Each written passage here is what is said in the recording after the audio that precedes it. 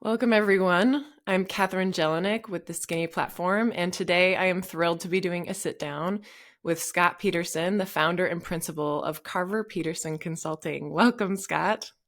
Thank you. Thank you for having me. Okay, Scott, so let's dive right in. We are here to write a book with this interview. And can you tell us the title of that book? Yeah, the title of the book is Beyond the Founder Rainmaker, Building Your Outbound Sales Strategy. Fantastic. And so let's dive into just like the general overview and about of what we're going to be digging into today before we really start. So what's kind of the general overview of what we're digging into? The general overview is this. Over the course of my career, I've had an opportunity to partner with a lot of growth-minded organizations and leaders who are trying to build a high-performing team and build a scalable business. And too often, I've found these organizations that have just struggled to build the repeatable blocks, the foundational blocks of this high-performing business development team.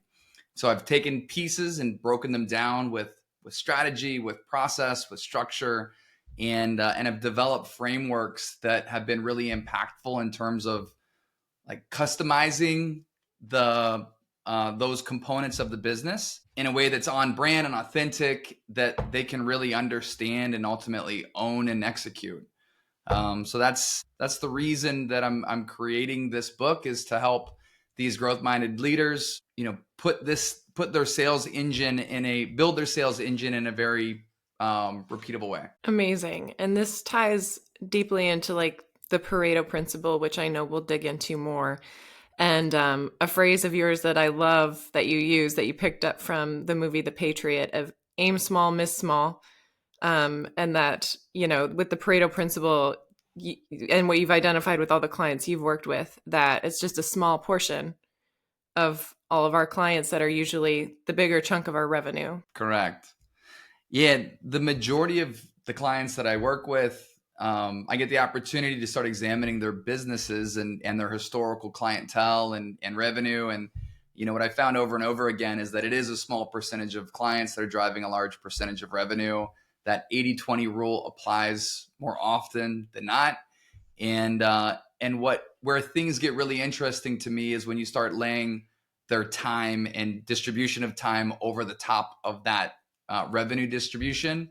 All too often, how they're investing their time, how they're investing their resources, where they're investing their money, just doesn't match to that small percentage of clients and prospects that are really the most deserving of their time and attention. Yes, absolutely. And so, and this main framework that we're digging into today, or one of them, is the blue chip client profile that you've designed brilliantly.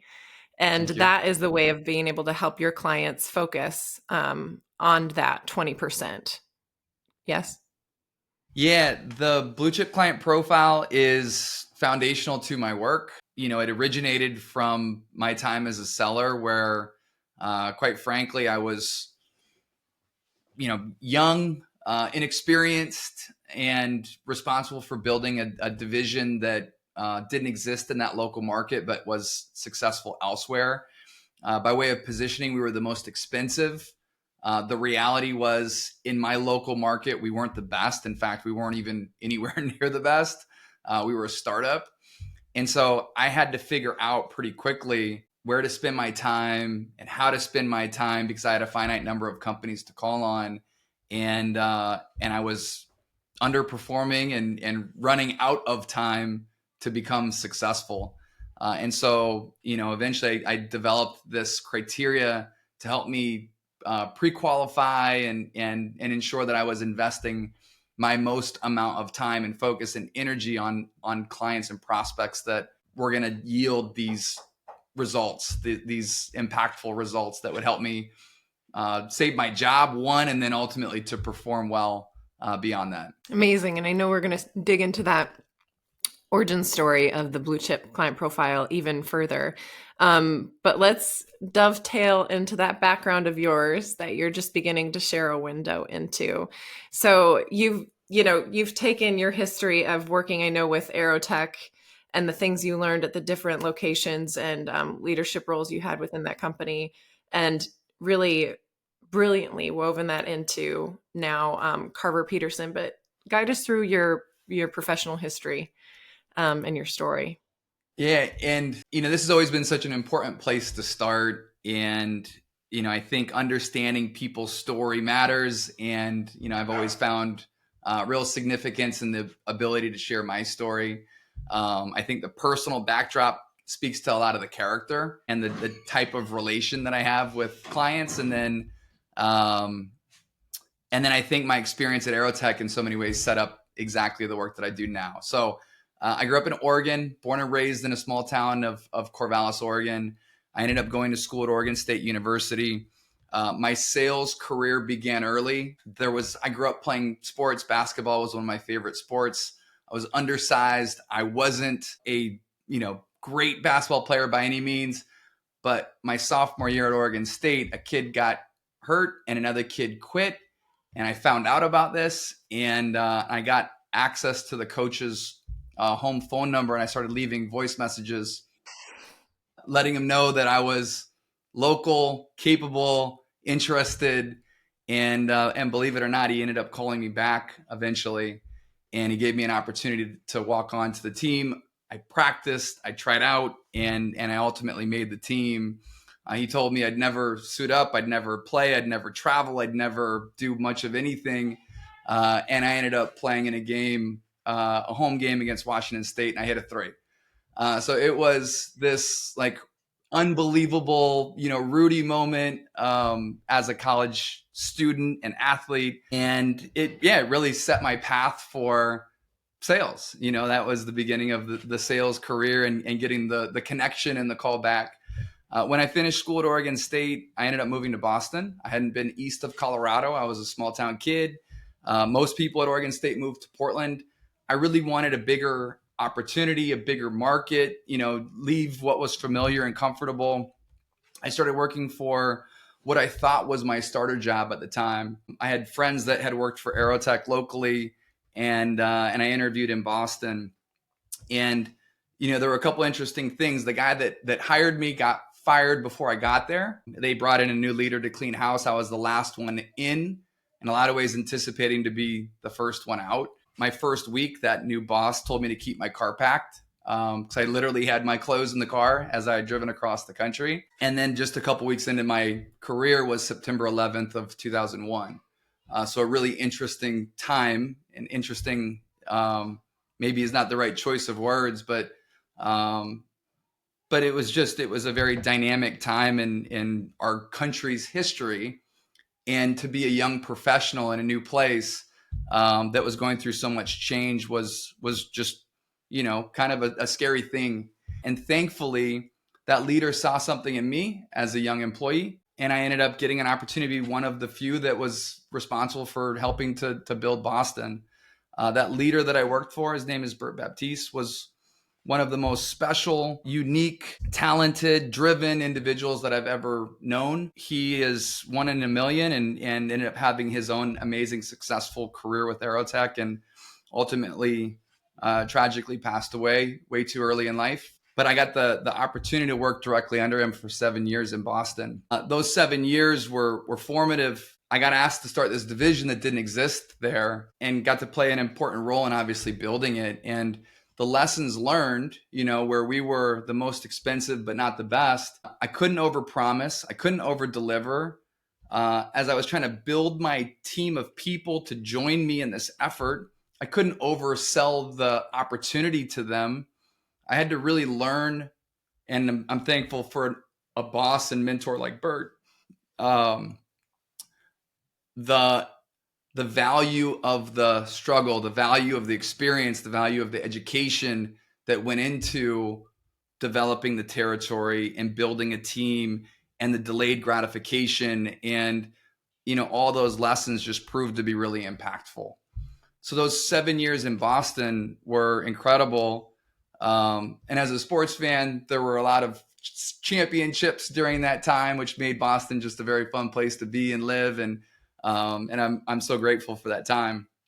Aerotech moved me to San Diego in 2008. I got promoted to lead one of Aerotech's offices, And this was the role that I had aspired to be. If I could just get to this role, then life was complete. I was peers with Bert for, a few weeks before he got promoted again. And I was just so excited to be there. You get on the stock plan and you get responsibility for your office and you have the P&L, and it's this really cool opportunity. And I took over this underperforming team in San Diego. And really, just as I got this job, our company went through a significant reduction in force. And so almost immediately in getting this job, it was some uncertainty if I would be able to keep my job, if I'd have to get kind of rolled back into my prior role, or if I'd get the opportunity to continue to move forward while having one of the smaller, least profitable teams. I'm thankful I was given the chance to lead this team. And as a young leader, I was still very inexperienced and given a big job. I got an opportunity to stand in front of this team and lead them. And what I was thankful for was that I had so many talented individuals and experienced individuals that were willing and able to change and to believe and buy into the direction that I was setting for that team. We just ended up doing really well, and during this downturn of the 08, 09 timeframe, where again our country was going through a tumultuous time. My office in San Diego, we went from one of the bottom tier offices, number 180 out of 250, all the way up to number 33, and a lot of it had to do with getting the right people in the right seats and just buying into what it was that we were trying to build. And when that office got recognition from the outside, it was always kind of the culture was talked about often. But I think inside of it, we did a good job of being disciplined to the right types of clients and our process and communication and developing each other. And we did some really cool work. So the company then asked me to move again. This time I got moved to Illinois to run Oak Brook, which at the time was one of the top 10 offices. It was a winning team that was performing, but in a lot of ways was pretty outdated and just had to evolve and change, maybe in ways that they didn't recognize or didn't feel like anything was broken or really needing to be fixed. Without question, one of the harder assignments that I'd ever had. But I'm thankful for the continued growth of that office and of Illinois, and it allowed me to learn and grow as a leader. And then eventually I got an opportunity to go downtown and lead Chicago, which was very unusual for Aerotech. Typically, they live in the suburbs, and so to get an opportunity to tackle a downtown market was different, unique. We took pieces of 5 different offices, we rolled them up into one, and so it was like leading this merger of team and talent, and tackling a different environment than we had done before. And ultimately, there were a lot of things that I learned about Aerotech in the process.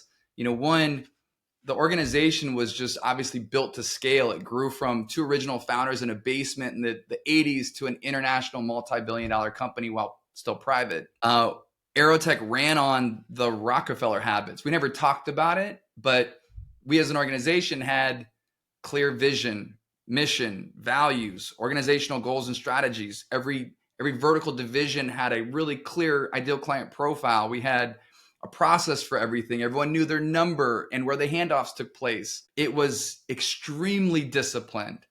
And so I really started to appreciate the scalability of that. And then being able to have these different experiences inside of Aerotech was incredibly impactful.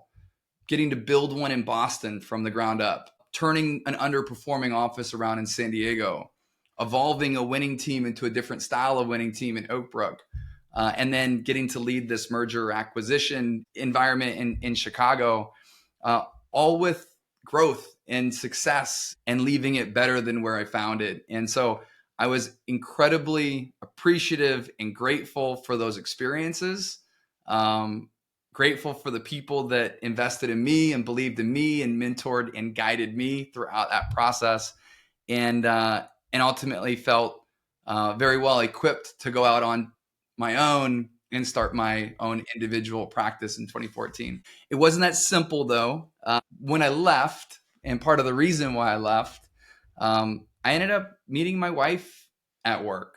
And it was complicated. And it was one of those things where once we realized that there was a real relationship there, you know, it was like being struck by lightning. And I didn't necessarily see people at my level or above me do what I believed was what I wanted, what I personally wanted. I didn't see them do husband or wife or mother or father in the way that I was hoping to live my life. And so I kind of reached this fork in the road moment, and I'm thankful that, you know, that coupled with this entrepreneurial spirit. You know, I grew up with a dad that was a custom home builder for 40 years and built beautiful homes in my hometown. That, you know, this pursuit of life and love, and pursuit of this entrepreneurial spirit and dream and belief in my strengths and experiences and expertise, that ultimately combined to start Carver Peterson in 2014. Okay, can I pause you for a minute? Yeah. Thank you so much for that.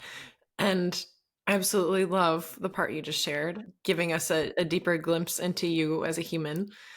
And I know that there could probably be a book written on that topic alone of just, you know, I was fascinated when I was reading over your notes, seeing that you didn't see the reflected examples in your field in aerotech and in sales in general, of family, you know, people doing what you were doing and having a family. And I just want to applaud you for the pursuit of both. And I absolutely love that. And that you naturally are a person who's you've got a lot of passion for your work, but you have the pursuit of love and life, like you just said, at the very center of yourself. And I think that it's very easy to see how being that person, you're attracting clients who are a cultural fit. And we can talk about that later. There's different words that we use, but they're people who are human as well. Like your clients are very growth oriented and people centric. And it's kind of cool to see these things weave together. Thank you. Your professional and your personal. Thank you. I appreciate that. Without question, I think there's been attraction and value alignment, belief alignment, you know, just how people treat their employees and all that stuff really matters. Yes, it does. So now tell us the Carver Peterson story thus far. Yeah. So it's 2014. I leave Aerotech. I start Carver Peterson. Carver is my mom's maiden name. It's my middle name. Um, it made it obviously it has significance to me. It was my way of honoring my parents and family. Um, it made me sound bigger than a one-man band, which mattered to me at the time. It doesn't matter to me now, but I was trying to figure it out. And what was interesting is I had an idea of my work, but I wasn't entirely sure where it fit. And as I started to get to know people, and I left Aerotech with a non-compete, with no network, completely cold as cold gets. So this business did not start with, hey, you've got a client that you've been working with for years, and now I'm going to go take them with me and start a business around it. I had nothing. And so I had to figure out my place. And what I found, I'll call it quickly, it didn't feel that way. But it started with volunteering at the Startup Institute at 1871 in Chicago. But I ultimately found that I connected to this growth-minded entrepreneur that was trying to build, grow, and scale, because Aerotech had done it. They had done that. They had the building blocks for it. I had built things myself. I'd led and managed teams. And so there were these, you know, founder rainmakers that were so stuck and so frustrated and couldn't quite figure out, and had tried hiring people, but it wasn't yielding the results. And so I found that this experience and expertise fit nicely. And for whatever reason, I don't know if it was my youthfulness or entrepreneurial spirit, but they didn't see me as corporate guy, even though I was spent, you know, 13 years in a cubicle and a suit and a tie. I had enough entrepreneurial spirit that they saw these frameworks that they could customize. And we started calling it freedom within a framework, that they could take these frameworks, apply them to their businesses in ways that were meaningful. So these early years of the business, it really started as, fractional VP of sales, where you can help, I can help, and we'd come together and I'd start doing work. And what was remarkable was that, these patterns really started to emerge, and these frameworks that I had learned or had developed at Aerotech were incredibly useful in allowing these businesses to start making meaningful steps toward focus and alignment and execution and, great clients that were coming in. Like, those things started happening. We got repeatable processes. We got a clearer definition of structure. We got performance goals and expectations. We understood what top talent was versus, what they were accustomed to. So there were a lot of things that started happening. And, I'm thankful in the early parts of my work. Selena Doran, who joined me and took a risk on me as a, young, early entrepreneur. And she ended up spending 6 years with me and was just a brilliant contributor, partner. She believed and gave her all to me and all of the clients that she had the opportunity to partner with. And her perspective was so important because it was different than what I had grown up in. And she was willing to challenge, and she was willing to push. And there were pieces of my work that were missing that she rounded out. And she just ended up growing significantly in the organization, ultimately to where her career path moved her beyond anything that I could have ever provided for her. And she's on this beautiful path now.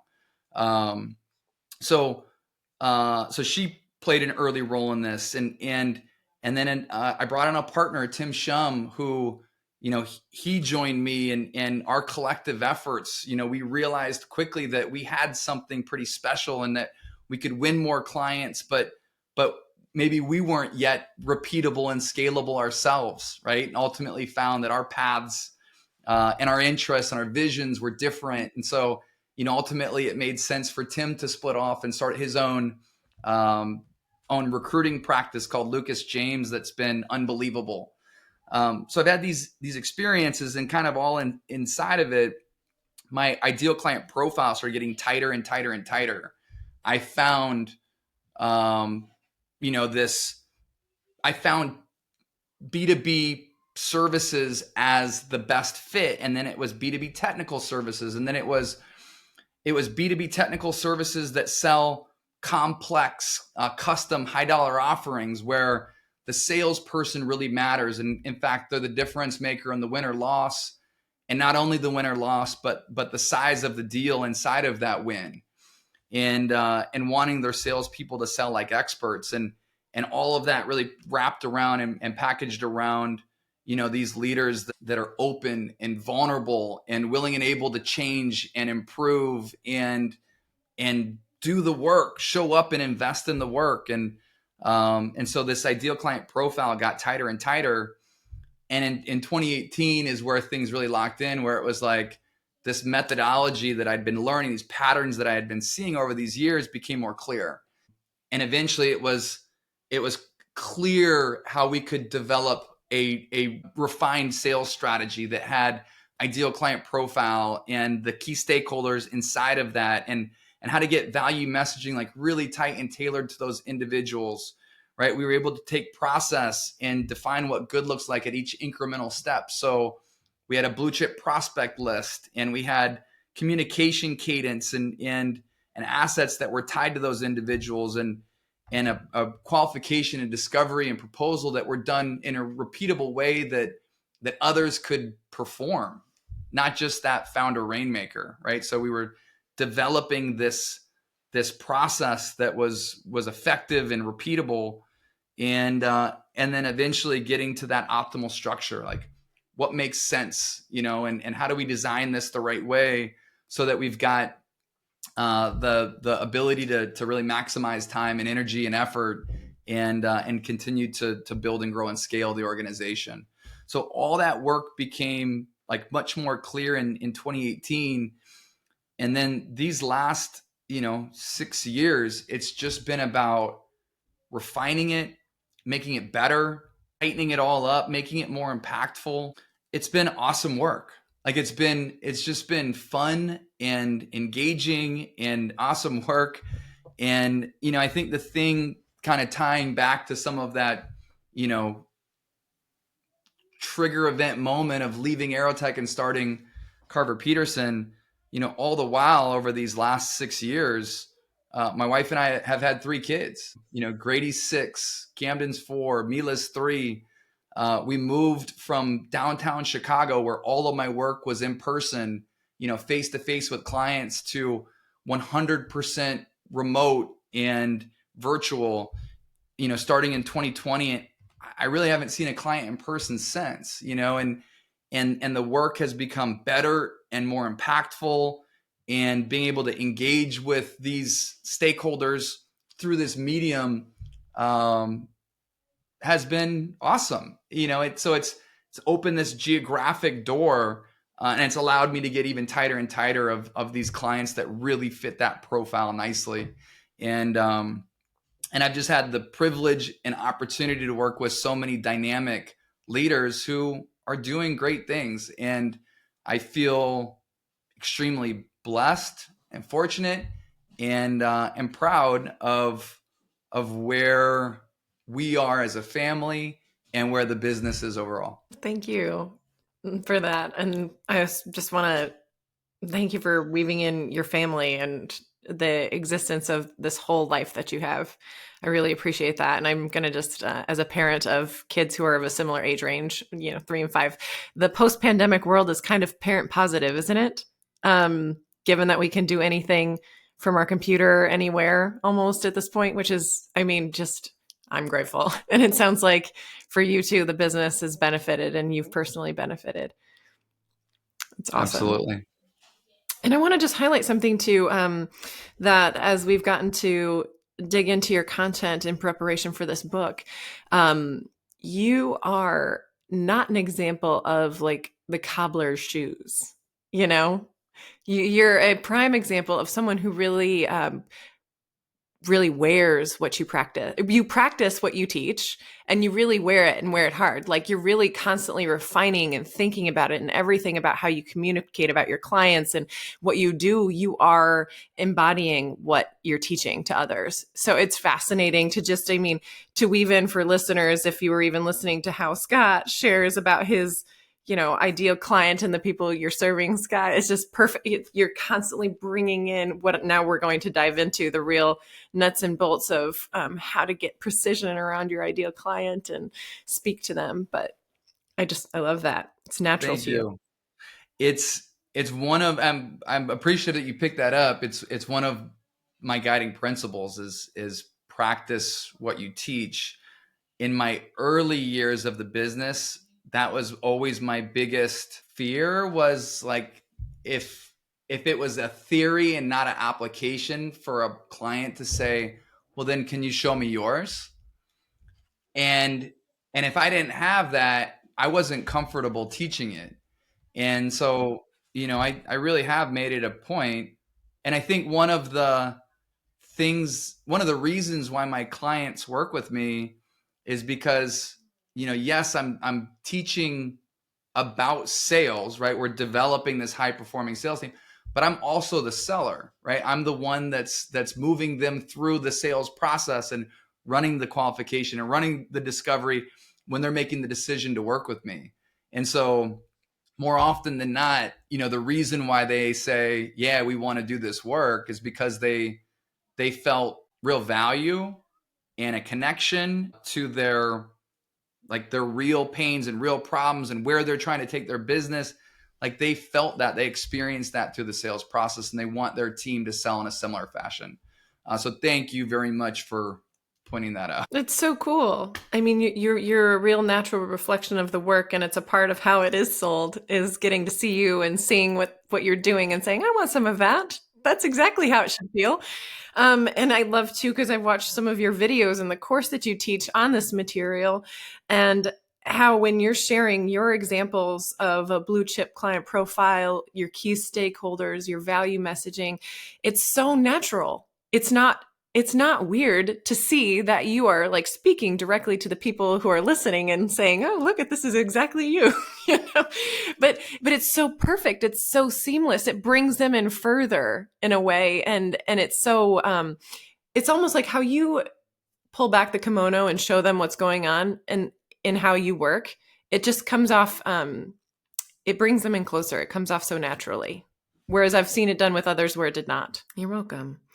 Okay, and so now we're going to be diving in to the origin of blue chip. And this book that we are working on today is all about your work. In your work focused with clients, you have three different buckets: sales strategy, sales process, sales structure. They lead from one to the other. This book is really around your work on sales strategy. Yes. Yes. Great. So, and I know that the foundation of that is this blue chip client profile and the blue chip framework in general. So, let's dig back into that. You referenced it lightly, but give us that full origin story to get started. Yeah. So I was selling in Boston. I was very early into my career. I was responsible for our light industrial, light technical skilled trade division. And we were the most expensive in a highly competitive landscape. We were unknown. We were not the best. And so, to say the least, I was off track for my ramp schedule. I wasn't where I needed to be from a revenue standpoint, from a win standpoint, but a lot of the activity was there. So the inputs were there, the outcomes weren't there. My manager believed in me. My boss, Bert, who I talked about earlier, believed in me. But at a certain point, our regional vice president started calling for my head. It was a critical spot. We had to grow this division in Boston. We weren't getting the results that we needed. I started looking more analytically at my effort. And if I was being really honest with myself, which was important to do, considering my job was on the line, and activity wasn't going to save me, a lot of that activity was pointed at prospects that just didn't have the potential to move the needle. And so while I was examining this work, I just had to like find a way to be more focused and maximize my time better because my time was starting to be short. I put together a list of criteria, and there ultimately ended up being 6 things that I was looking for, very specific to staffing and this division that I was responsible for. And I started evaluating my prospects. Was this a 6 out of 6, a 5 out of 6, a 4 out of 6? And there had been many times prior to this checklist that I would just bring an opportunity back to my team that was kind of a garbage opportunity. And I would hope that my team could fulfill that need. And it was a competitive opportunity with other staffing firms working on the same position. And we just kept failing. And the reality was I was giving them bad business. I knew it. They knew it. And, there wasn't much to it. With this checklist, this blue chip checklist is what I called it. I knew if I got a 6 out of 6, that I needed to spend all of my time and all of my attention to win that opportunity, and nothing else mattered.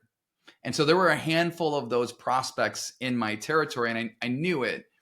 I still lacked some of the confidence though. And I guess this really critical moment or story was when, I got a meeting set with a prospect that was less than, right? Was kind of on the bottom tier of that checklist. And I was just hoping that anything could and would go right. And the meeting just was an absolute disaster, to the point where there was no interest in our value proposition. I felt like, the worst seller that our company had, and was really dejected, and quite frankly, considered giving up on sales. It was either quit or commit to this blue chip strategy. And, ultimately I had the courage, I'll call it, I don't know if it was courage. It may have been no other option other than quitting to go and really pursue these blue chip prospects. And lo and behold, our value proposition was actually a much better fit. They were interested in a premium service. They were interested in quality. They were interested in our screening process rather than just being the lowest cost provider. And so it turned out to be easier once I had the confidence and the language to sell to my blue chip clientele than it was selling to what I would refer to as the graveyard, right? And that was the difference maker, was like, don't be afraid of your best prospects. Go after them, be prepared, be confident, articulate your messaging, and good things can happen. And that was the Wow. origin of this blue chip. Okay, that was a quote right there. And I just want to go back during this story. You didn't have the language for blue chip client. This person or company, these companies that you're referring to, they were the ones that you were checking 6 boxes out of 6 in terms of Yeah. like the list you created.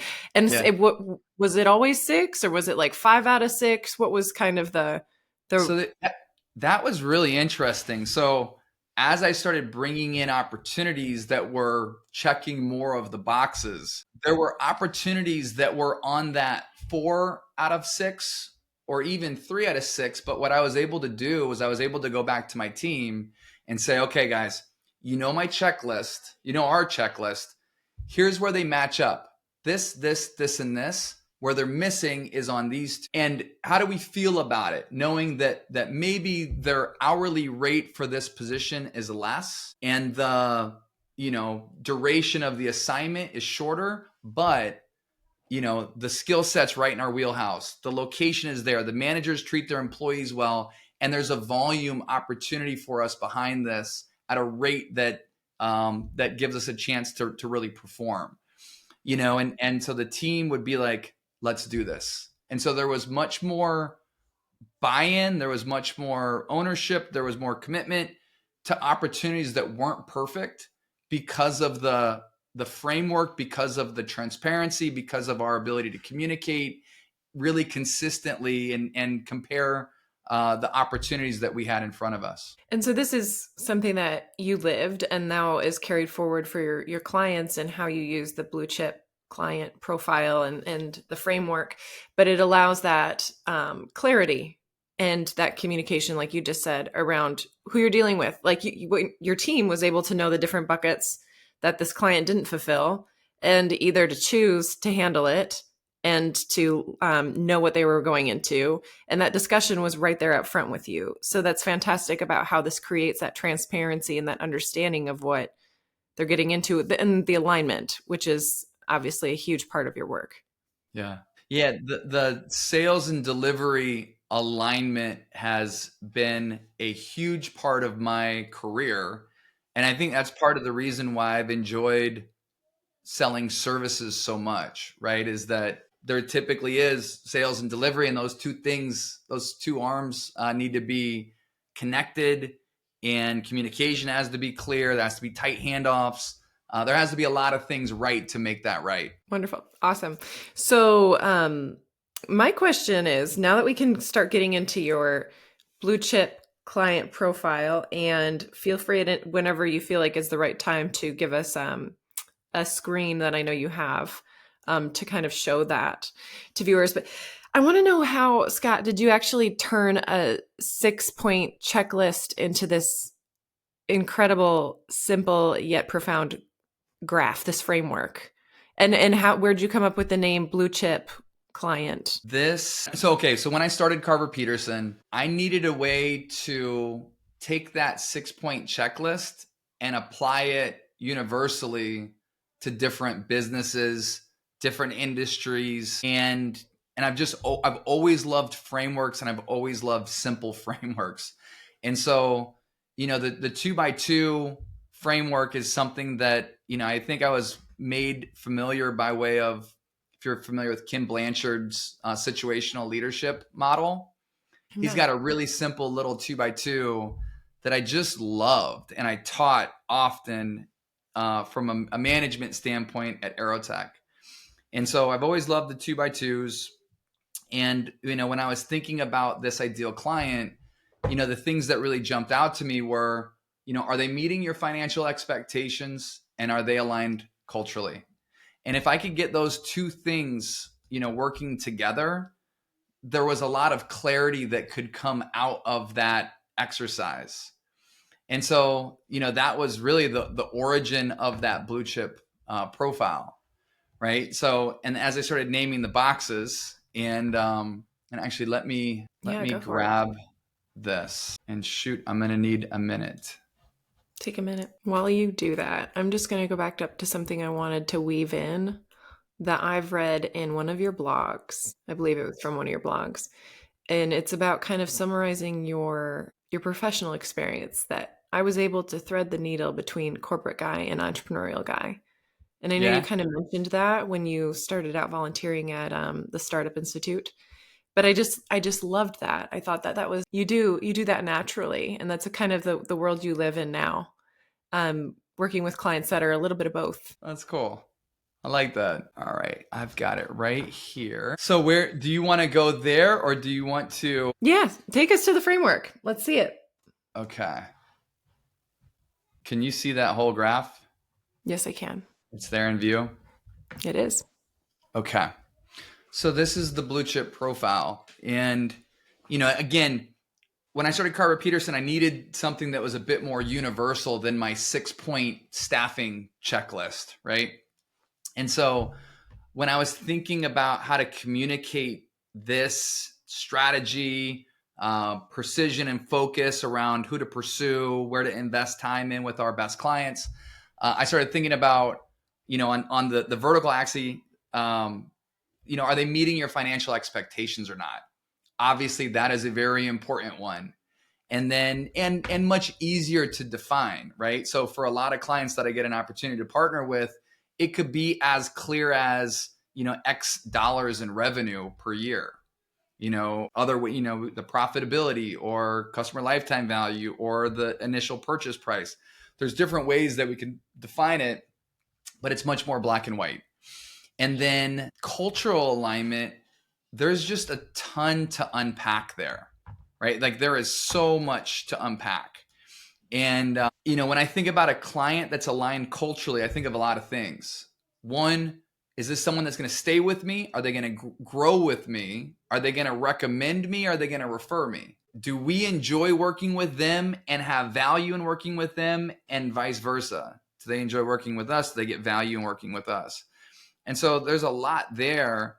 We have to match up their problem to our solution, right? So that fits inside of there. You could start to layer in some of their core values. Do they value what we value? So there's just a lot that goes into this cultural alignment. But what's really interesting, when I start working with different businesses, actually, I'm going to put up a different one. When I start working with different businesses, one of the exercises that I have them do is, where did that go? I should have just left it up. I had a cleaner view of that without, is that it? Oh, it's not pulling up. I was trying to pull up a PDF of it that didn't have that other highlight in the window. That's okay. I'll just come back to what I had. That's fine. No problem. And now I just lost my train of thought. I know where I was. So when I get an opportunity to start, interacting with a prospect, I'll introduce this 2x2 to them and give them some virtual Post-it notes. And so we'll loosely define financial alignment. We'll loosely define cultural alignment. And immediately I'll say, hey, are there any blue chip clients that come to mind? Yes. Boom, boom, boom, boom. Right. And you start seeing logos show up in this box. And it's really interesting when you start getting alignment or disagreement, right? So, yep, absolutely blue chip. Nope, not, I think, and then, so to introduce these 4 boxes, and then it'll make more sense. When we have clients that are aligned both financially and culturally, these are what I would consider the blue chip client. That phrase, that word is something that I ultimately did use at Aerotech, and I don't remember exactly where I got it from, as much as I just have always associated that with premier, the best. Being a college basketball guy, there's a movie called Blue Chips, which meant like the best of the best, where these blue chip athletes. There's a movie called Blue Chips, and so that was my association to it. Starting to name the other boxes got really interesting, right? Where I started thinking about like the clients that are aligned financially but misaligned culturally. Dirty money only made sense, and as much as it felt a bit icky to me, like that name for it, and trying to find a better name, that name has resonated over and over again, almost to the point where as soon as I mention it, you get kind of the snickering that can happen. But again, post-it notes start popping up immediately in that left box. Oh yeah, this is dirty money.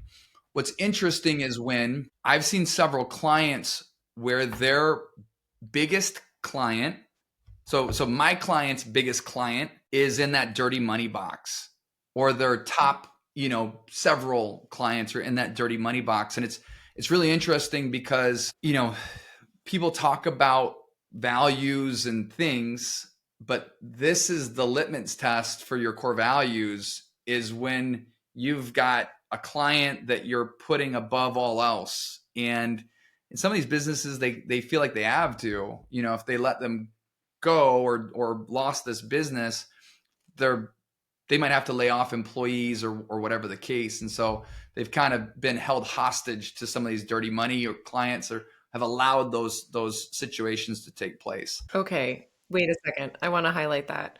Um, the clients of your clients who have primary customers in that dirty money box or chip, they are putting those clients, that dirty money, above all else. That is really hitting home. That those placed in that space are when the company is choosing purely financial alignment and above the values and above, their mission. I thank you for underscoring that. That is fantastic. Yeah. Yes. And that there's a price to be paid on the other side of that. Yes.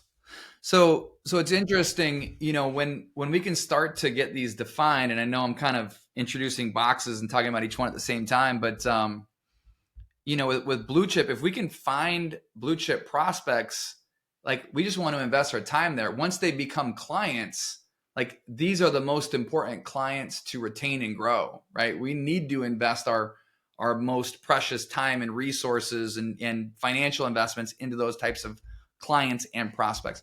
With dirty money, from a prospect standpoint, I'm not saying you disqualify them automatically. I just want to be able to identify the characteristics of a dirty money prospect and then maintain control. Determine, is this someone we want to work with? Can we enculturate them by setting expectations, by maintaining control of the sale, by tight deliverables, by providing tough feedback, whatever the case.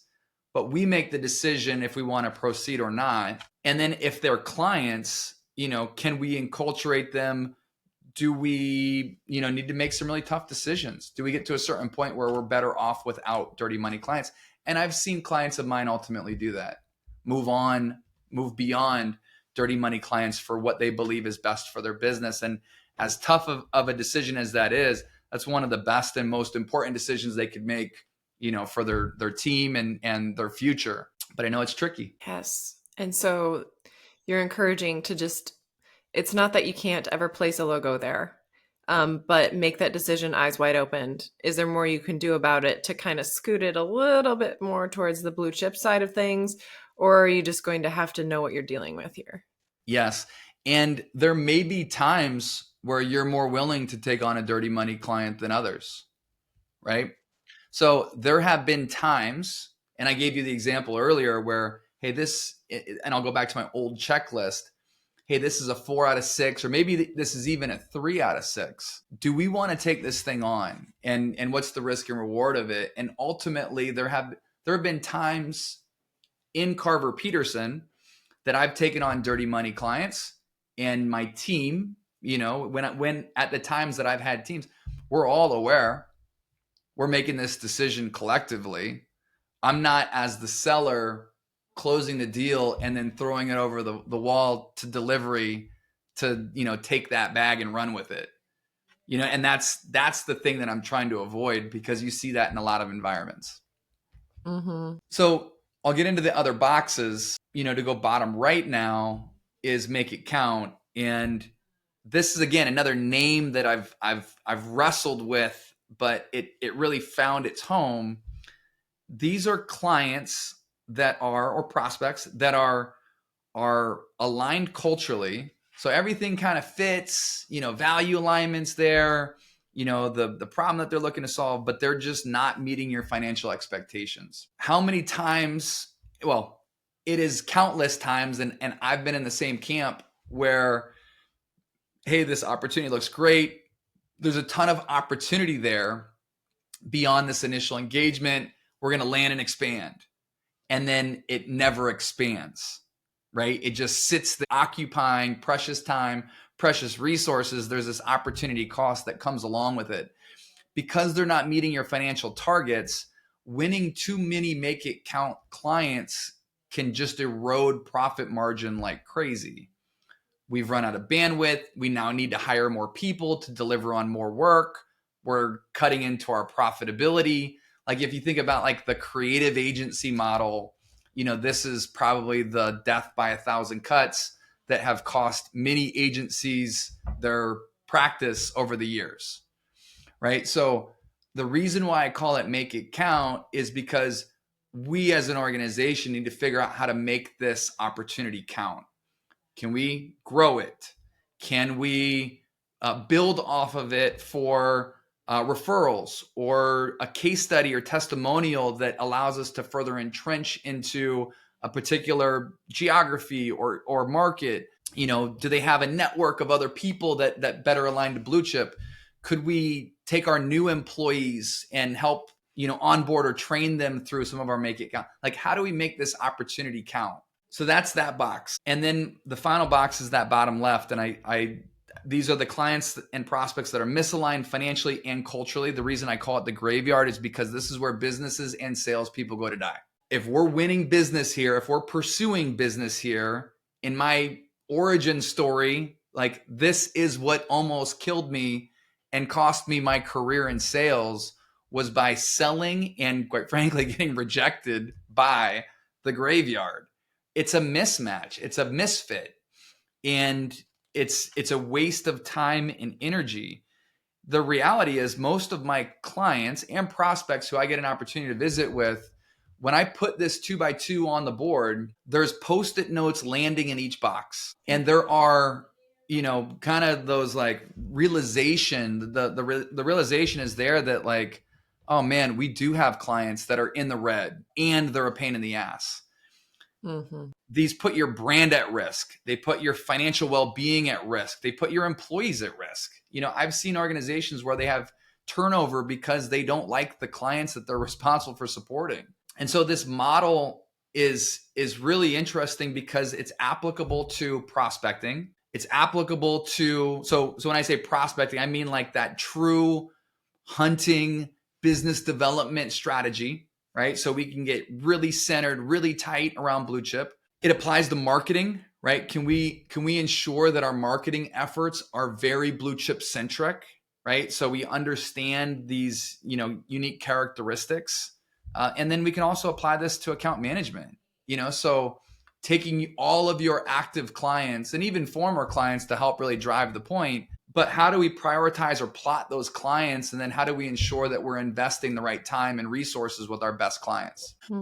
So this model creates this separation of client, and then the exercise that comes from it. Now let's really examine. So once we've got these clients named and listed, I can examine Blue Chip and compare it to graveyard. Often these characteristics start to emerge.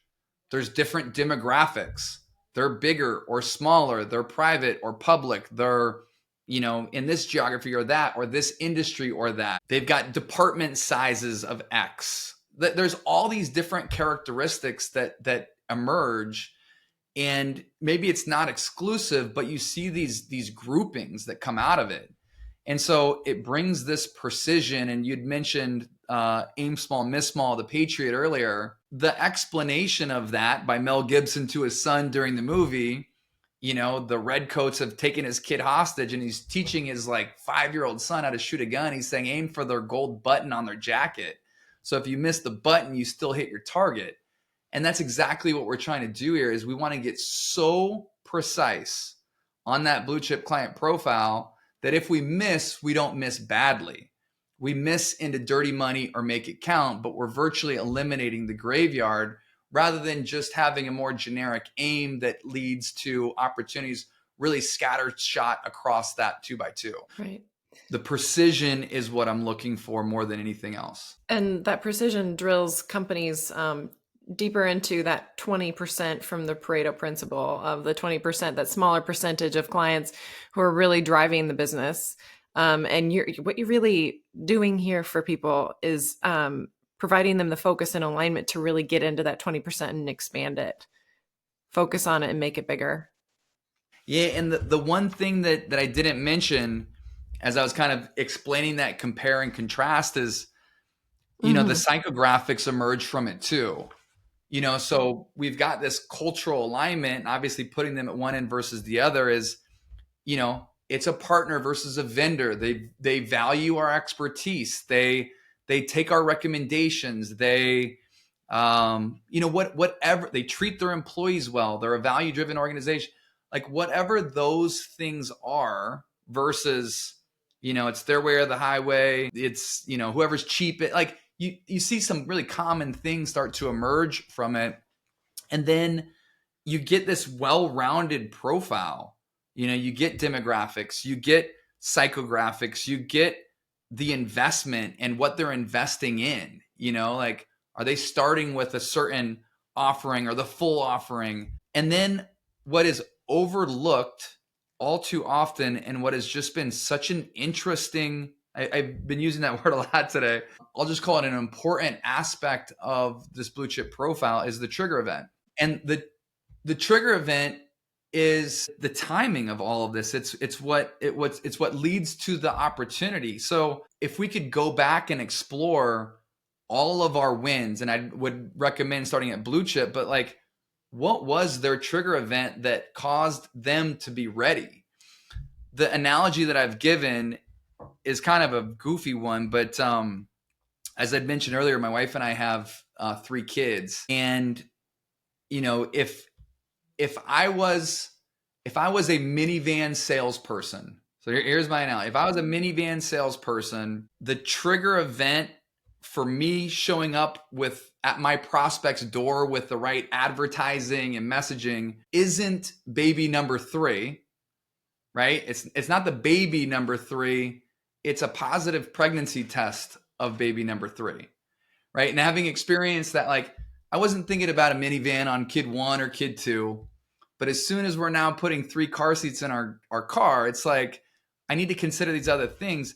This positive pregnancy test of baby number 3 was the moment that thought entered my head for the very first time, and the moment that I started to see minivans on the street as a feasible option for my family. I would have never considered it before.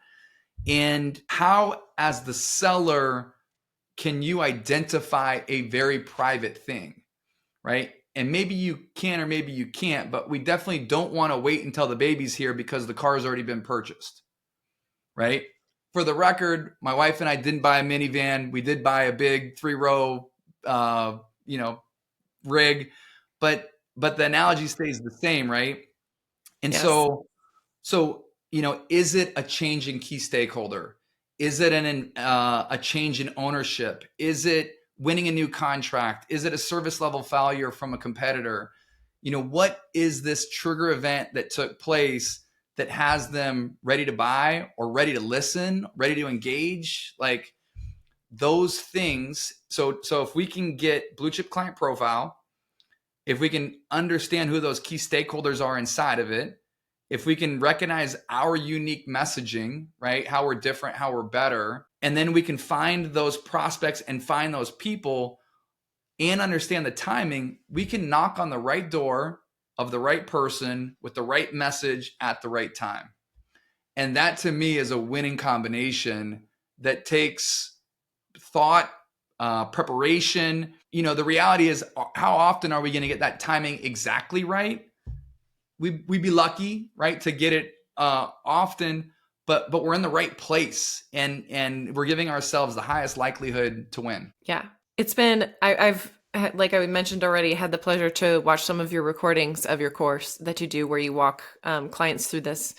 And in one of the ways that you walk clients through this, but it's fascinating to hear you kind of help people, guide them to really figuring out how to dig into these demographics, psychographics, trigger events.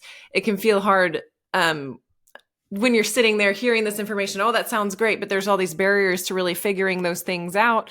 What are some of the common ways that you guide clients to really getting under the veil and finding some of these things out? Let's see here. So I love using real data for one.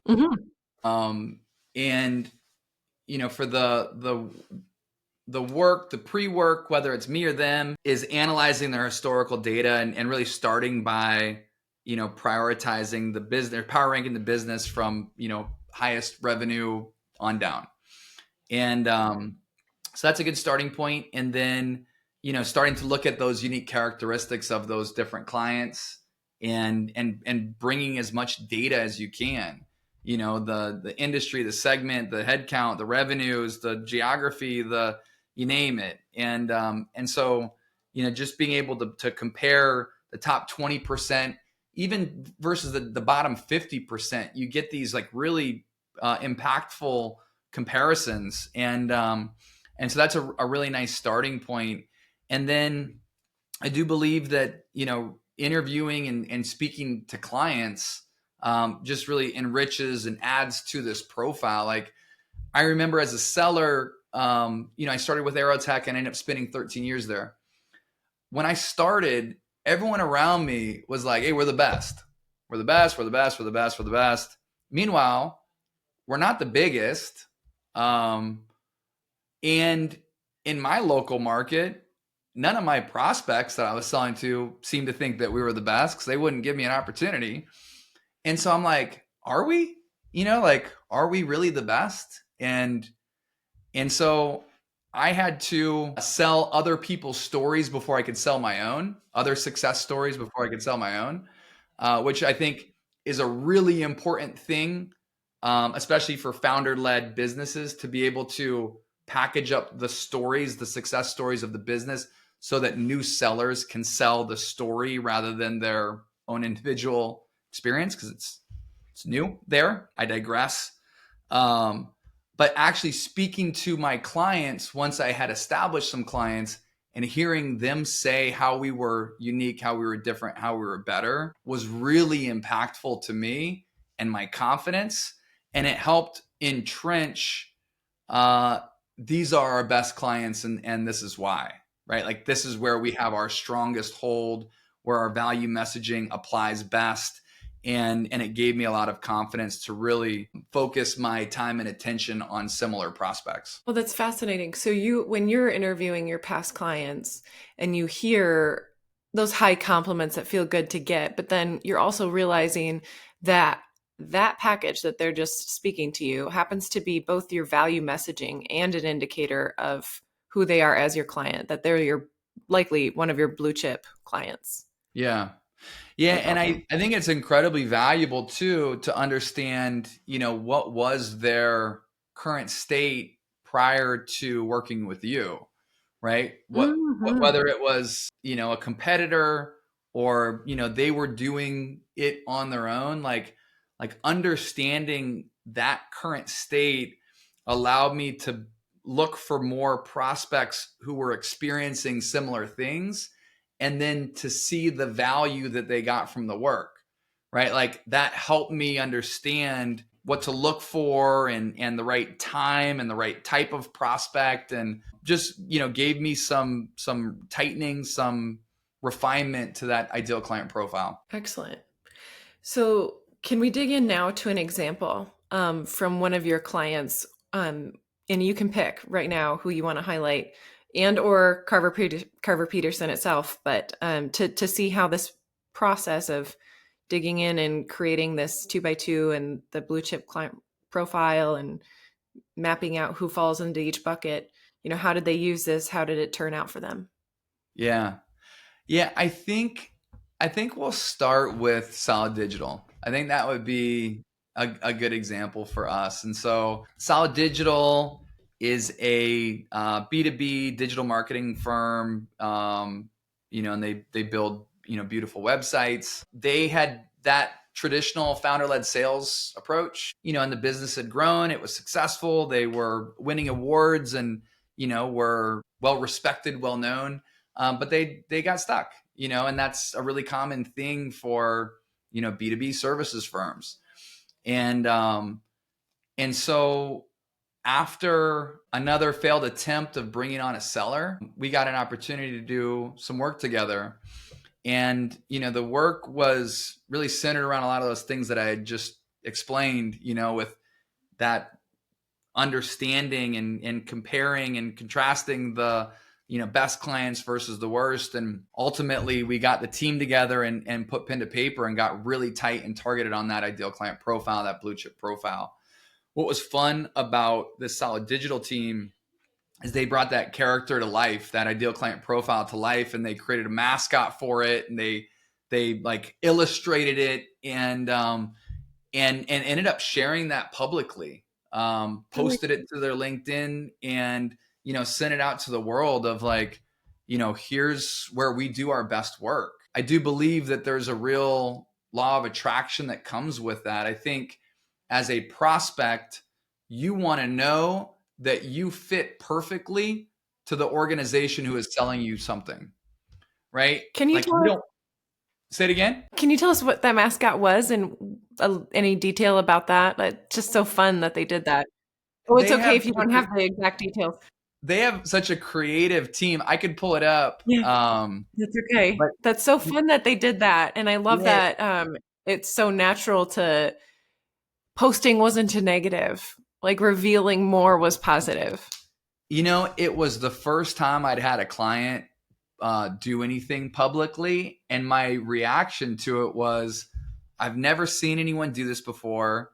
Is this okay? Like, is this too much? And so that was my knee jerk, but settling into it, I was like, it's just beautiful. It's like, you're just communicating to the world where you live and where you belong and who belongs with you. And so I think the mascot was a unicorn, because that's what they ended up kind of like customizing the name for it. They called them their unicorn clients, and they had all the details of it, and they shared it publicly, and it had a really big impact. And to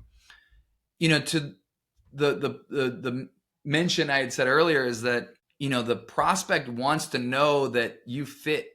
They want to know that they fit into your sweet spot. Like, no one wants to be the one off.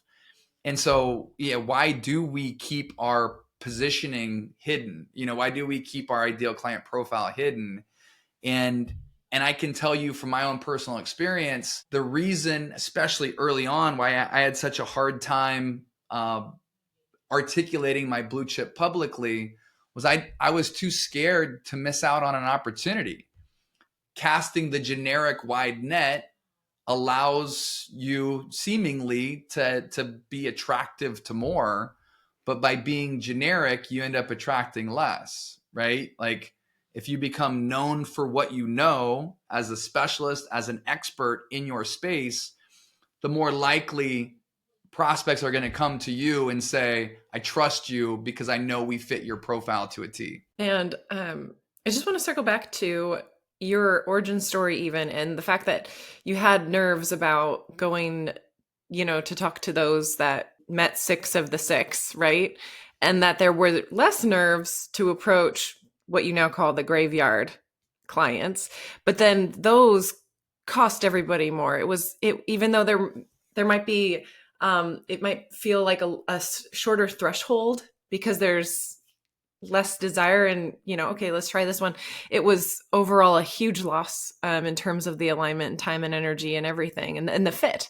And so I think it's fascinating because it's kind of misaligned with our psyches. in general. Our psyches are like, oh, I'll go do the, the small ones or the ones that hopefully I can just grab and build confidence on.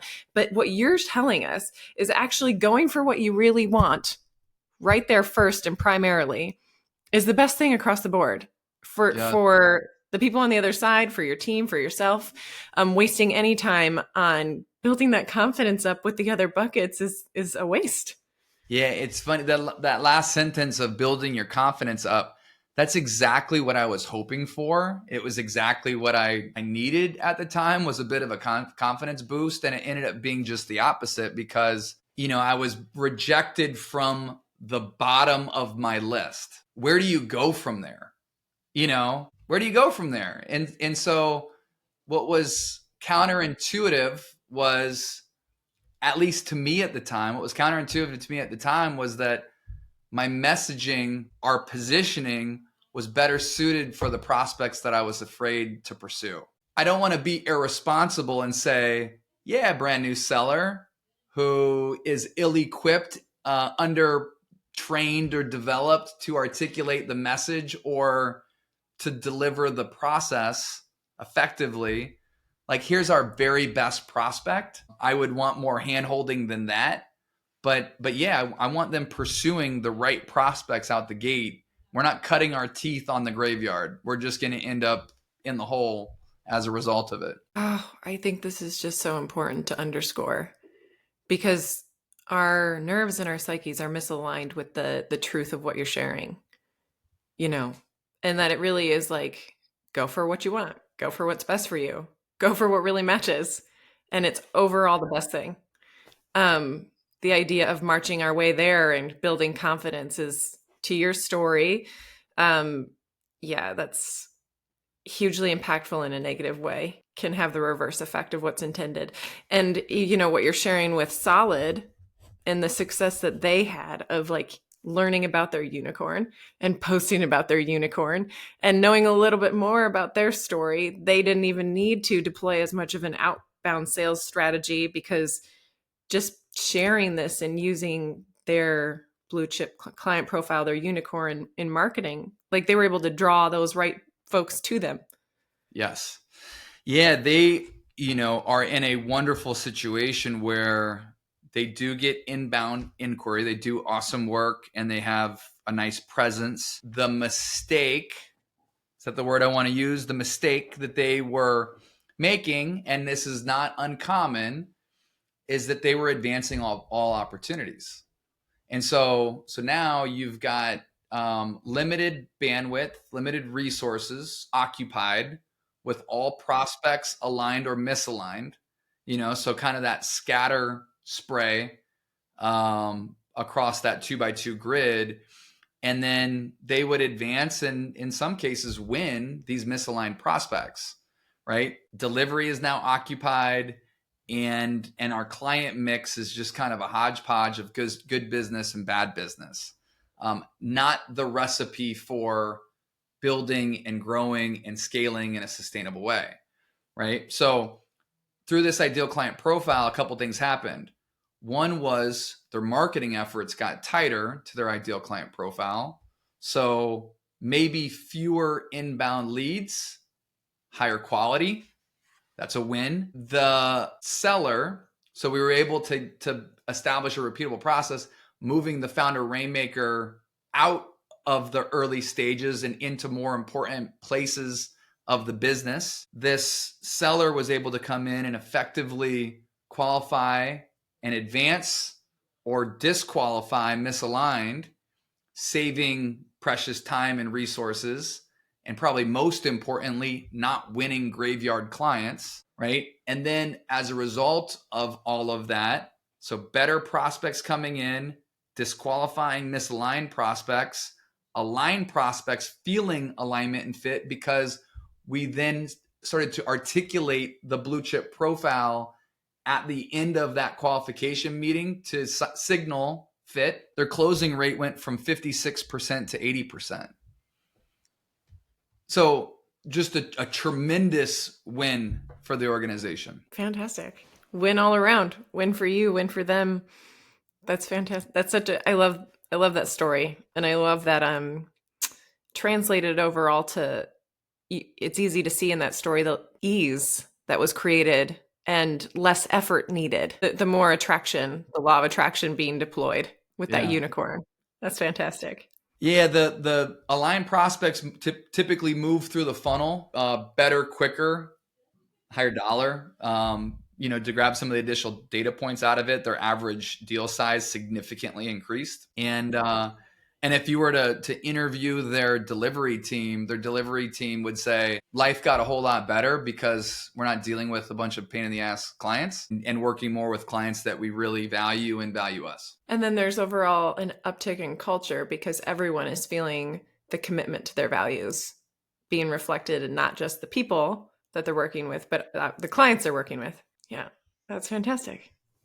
Cool. So I know from here, Scott, there's going to be links to worksheets and a QR code in the book that will link up to worksheets, and that the first slide or the first page on this worksheet is going to be an opportunity for readers and listeners to do this themselves and to place names into each of these, these 4 buckets on the 2x2 framework. Yes?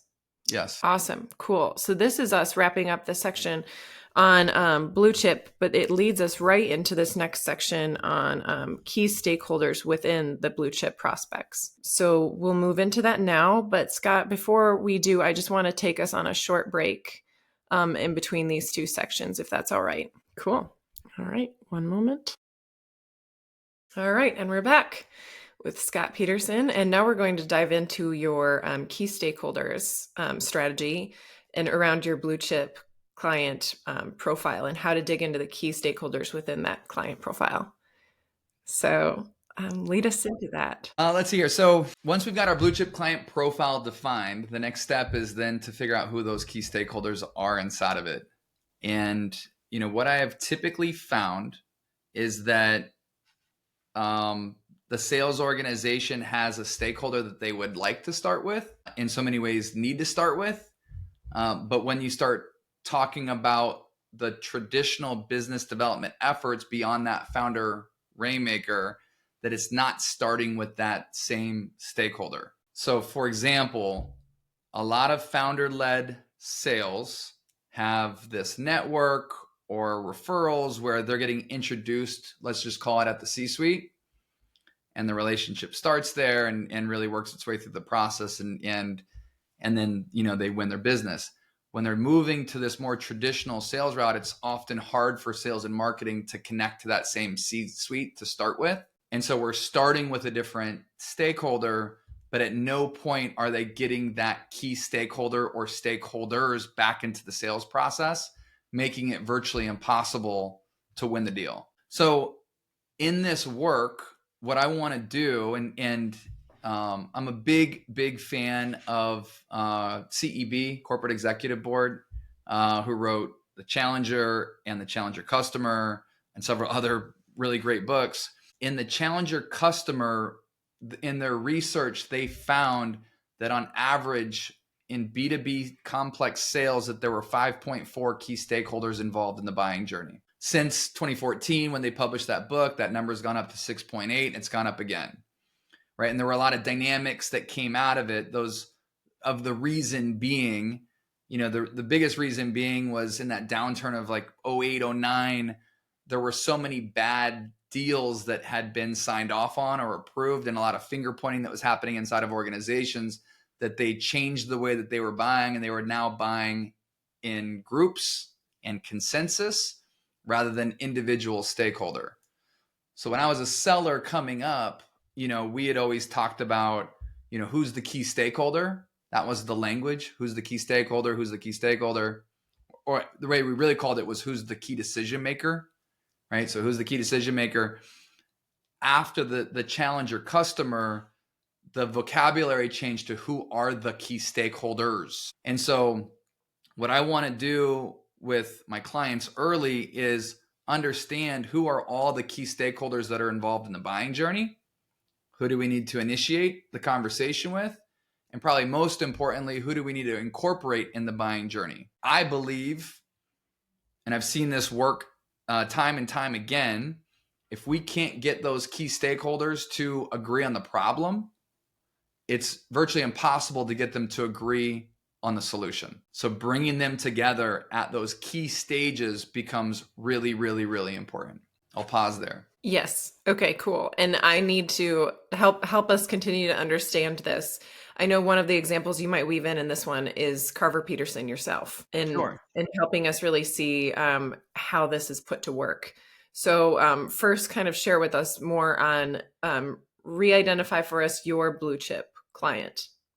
Yeah. So my best clients are business to business, technical services, high dollar, complex offering, where the salesperson really matters in the win or loss and the size of the deal. And there's this, growth minded entrepreneur that wants to build, grow, and scale in a sustainable way, right? Historically, they've been founder led. They've grown to a certain stage, they've gotten stuck, and now they need the right foundational elements in order to break through and be able to sell in a authentic way, but also a repeatable and scalable way. So that's the audience. And so, to put my business in the center, my sales process begins with that founder rainmaker.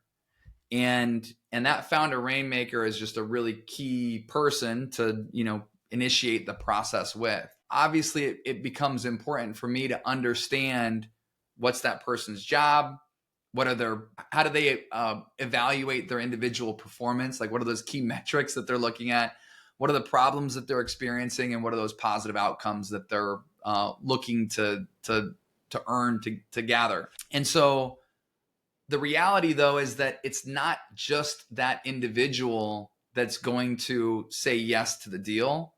There's going to be other key stakeholders who have to be part of this process.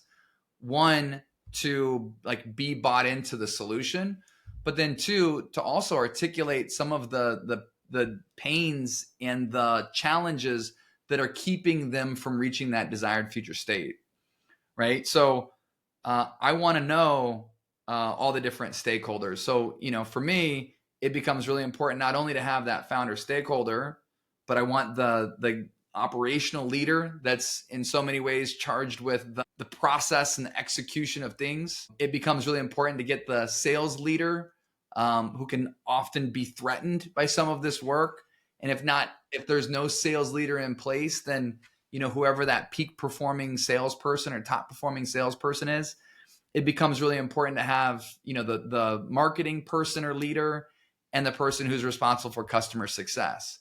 So there's these 5 profiles that aren't in every single organization, but it becomes important to know those different stakeholders and understand them, I'll say intimately, so that you can, connect, ask the right questions, gather the right information that you need in order to move that opportunity forward.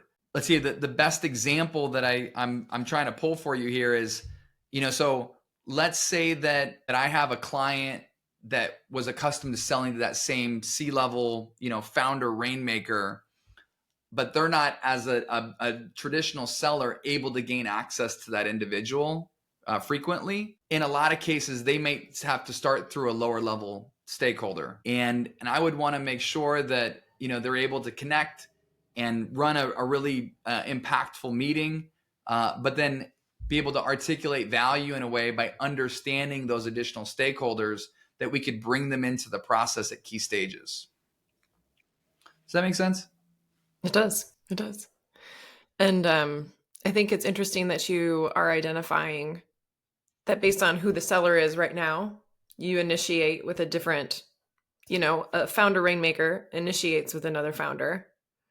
But as that intentional handoff happens, the person, the key stakeholder you're initiating with might shift.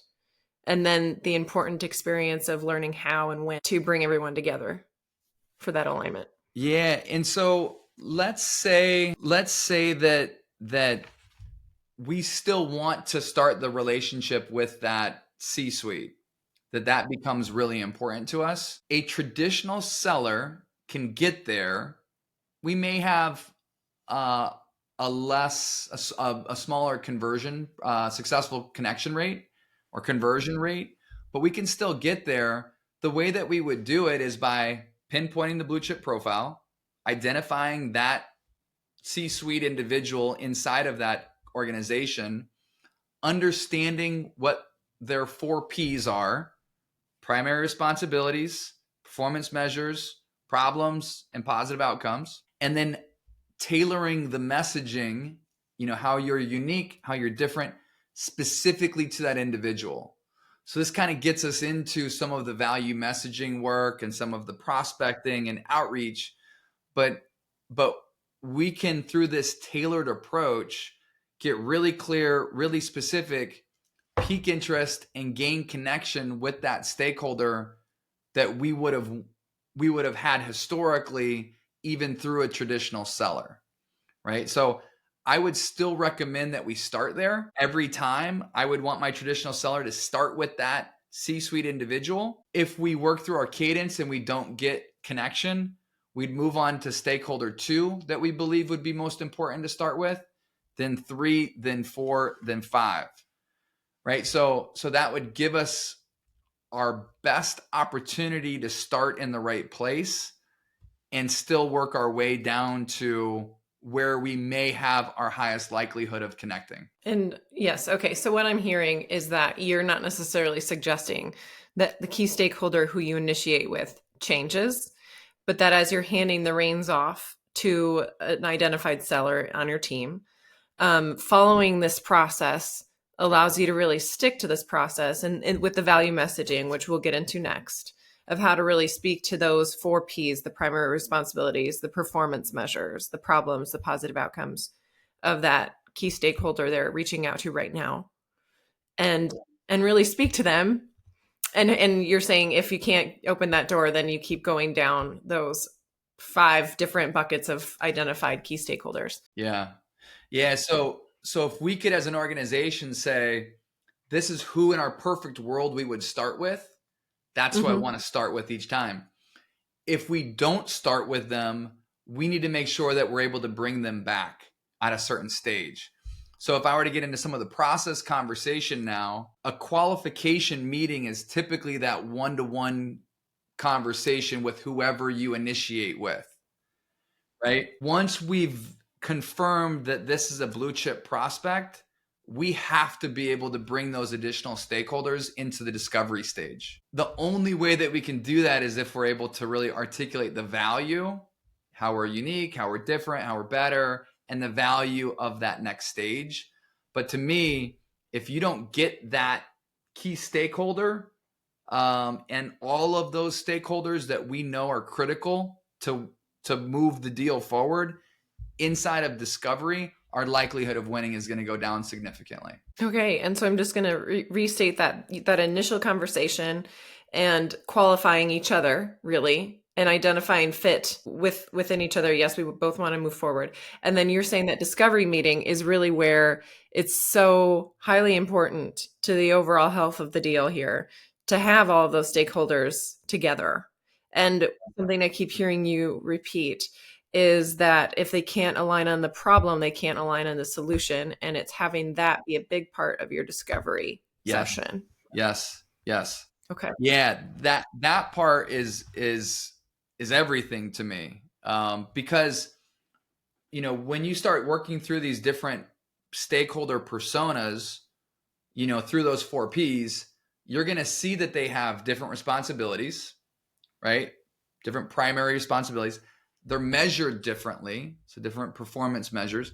They have different problems and they want different positive outcomes. All of those things ideally roll up to the same unified, vision for the organization, but they've got different jobs. And so it becomes really important to bring those people together because there are different ways to solve problems. And who's to say that your solution is the only solution, or that your solution is better than the competitive solutions. So yeah, I want those individuals together. And so having that process map set up of if qualification is at a 1-to-1, ideally with the stakeholder, if we can't get the right stakeholder, then it becomes really hard to get all of the stakeholders we need at discovery. So maybe we get introduced up a level and we do a qualification again with that stakeholder we want to initiate with, and then move over to discovery. The main thing, though, is being able to bring that stakeholder group together at the key stages of the process. I'll stop there. Okay. I have a few questions, and perhaps some of them are a little hard to lead into, but like when clients struggle with that stage in the game where it's like, okay, how am I actually supposed to get these 4 busy people together and to agree on a time and to make this time for me, when who knows if I'm a peon in their minds or whatever it is, they're kind of up against something with making that magical moment happen. How do you work with them to enable that? Yeah, so that's, it's deeper work into the process and designing your qualification and discovery in a way that really showcases your expertise. Like by understanding your stakeholders and their 4 Ps, you can tailor your questions, your framework, your sequence of questions in a way that allows you to showcase your expertise without ever having to really say a statement. Like you're demonstrating your expertise through the line of questioning. And I think that's a really powerful thing. My goal of discovery is for my clients to better understand the problem that they're looking to solve, and ultimately to see my solution as the way forward, right? And so to me, so much of this starts with understanding your blue chip client. And inside of that is, what problems it is that they need to solve and how that matches up to you. And then understanding those key stakeholders inside of it. Okay, awesome. So is there any slide that you wanted to show us with the key stakeholders, or should we move into value messaging? Yeah. To kind of wrap it together. And just in terms of referencing this exercise overall, that we know that, book readers and listeners are going to have the opportunity to do, this next slide is a part of the worksheet that Scott will have available as a link to, that'll be associated with this video, and then also this video or audio, and then also will be available through the book as a QR code. For some reason, I can't bring this up as the PDF. I don't know why it's not giving me the ability to share that one screen. Why won't it let me do that? And you still see the opportunity to share your screen? I can share, it just won't let me share the PDF version of it unless, can you see anything right now? I can't. So that's not what I want to share. Let me do it this way. Sure. It's not the way that I want to share it, but that's okay. I'll try this way. Okay. I'll do it like this. Okay. So can you see? I can. Okay. So this is ultimately what I'm looking for. And, this exercise just plays such an important role in understanding who it is that we're looking to initiate with, connect with, build our qualification and discovery questions around. Like, it's just so important that we understand this individual. And it's putting ourselves in their shoes. It's understanding what their primary responsibilities are. It's understanding how their job is measured. So let's just put a, VP of sales as our key stakeholder. How are they measured? Is it a revenue goal? Is it a number of wins goal? Is it new wins? Is it, a profitability number? Is it building the team out to a certain size? Like, how are they bonused? How do they lose their job? Like, there's some really interesting things to think about that allows you to tap into, their motivations and drive. Understanding the biggest challenges and obstacles that they're experiencing. And again, like we had talked about interviewing some of your clients prior and understanding what was their status quo before they started working with you, and how your solution ultimately helped them move past whatever their challenges were is a really valuable thing. And then, what are the positive outcomes that they're looking to experience? And so if we can build this out for each individual stakeholder, so we have, let's say there's 4 different stakeholders that we're going to navigate through, ultimately we can drill down into what those most important things are for each one. Mm-hmm. And then that gives us a wonderful starting point to establish our value messaging for each of those individuals, right? So as we get into that next section, the messaging for each of those individual stakeholders should be different from one another because they have different wants and needs and pains and desire gains, and how your products and services align to those is slightly different. Bring us right into that and tell me first, what does value messaging mean in the way that you're using this phrase? Yeah, so the things that I'm interested in from an outbound sales and marketing standpoint are, how are you? I think the word unique is kind of a tough word to use, that who's truly unique, but how are you different and how are you better? So what are your comparative differentiators? And so if we can understand how you're different and how you're better, then we can take that, what is uniquely you in your organization, and combine it with, like, what is it that they care most about and their biggest pains and their biggest desired gains. And you can create this really nice messaging that fits together. And all we're trying to do is connect those two things, which gives us the best opportunity to connect, to pique interest, to gain their connection, for them as a prospect to know that they're not one of thousands, that they're one of only a handful that you're pursuing, right? So how many people get more crap, mass, generic messaging? It's just an easy delete. And so what I'm trying to do is, and you can sniff it out, you can see it from a mile away. What I'm trying to do is I want the prospect to know almost immediately that they're one of few, very few, that we're actively pursuing. It speaks to them and their role. It speaks to their real pains and desire gains. It's as custom as it can possibly be. And this approach, this blue chip tip of the spear, is not meant for the masses. We can take a wider net with marketing, but this is meant for, these are the prospects who could change the trajectory of your quarter, your year, your business. Because I've seen all of those things happen by winning blue chip clients, right? And so I want those blue chip prospects to know that they're one of only a handful of companies that we're pursuing. So let's dig into what that looks like. Are you able to kind of either tell us about some examples and how that message even sounds, or show us any examples? And I know we might be leaning into Carver Peterson as our example, but that's the one that you know the best, and it's probably easiest to showcase the messaging. Yeah, the the approach really is, exactly as I had just walked through, where, I want to start with the organization and, to compare, versus competitors, like how are you different? How are you better? Like, what really stands out? And then, get your messaging like really tight, really tailored, and start to pursue prospects that fit. So the piece to it, and I'll expand, is I believe, well, when I grew up in sales, all we really did was cold call. Like, that was our medium. LinkedIn wasn't around. We emailed too, don't get me wrong, but the expectation was that we showed up with our call sheet and we called. And that's primarily how we won our business. Now, hardly anybody uses the phone.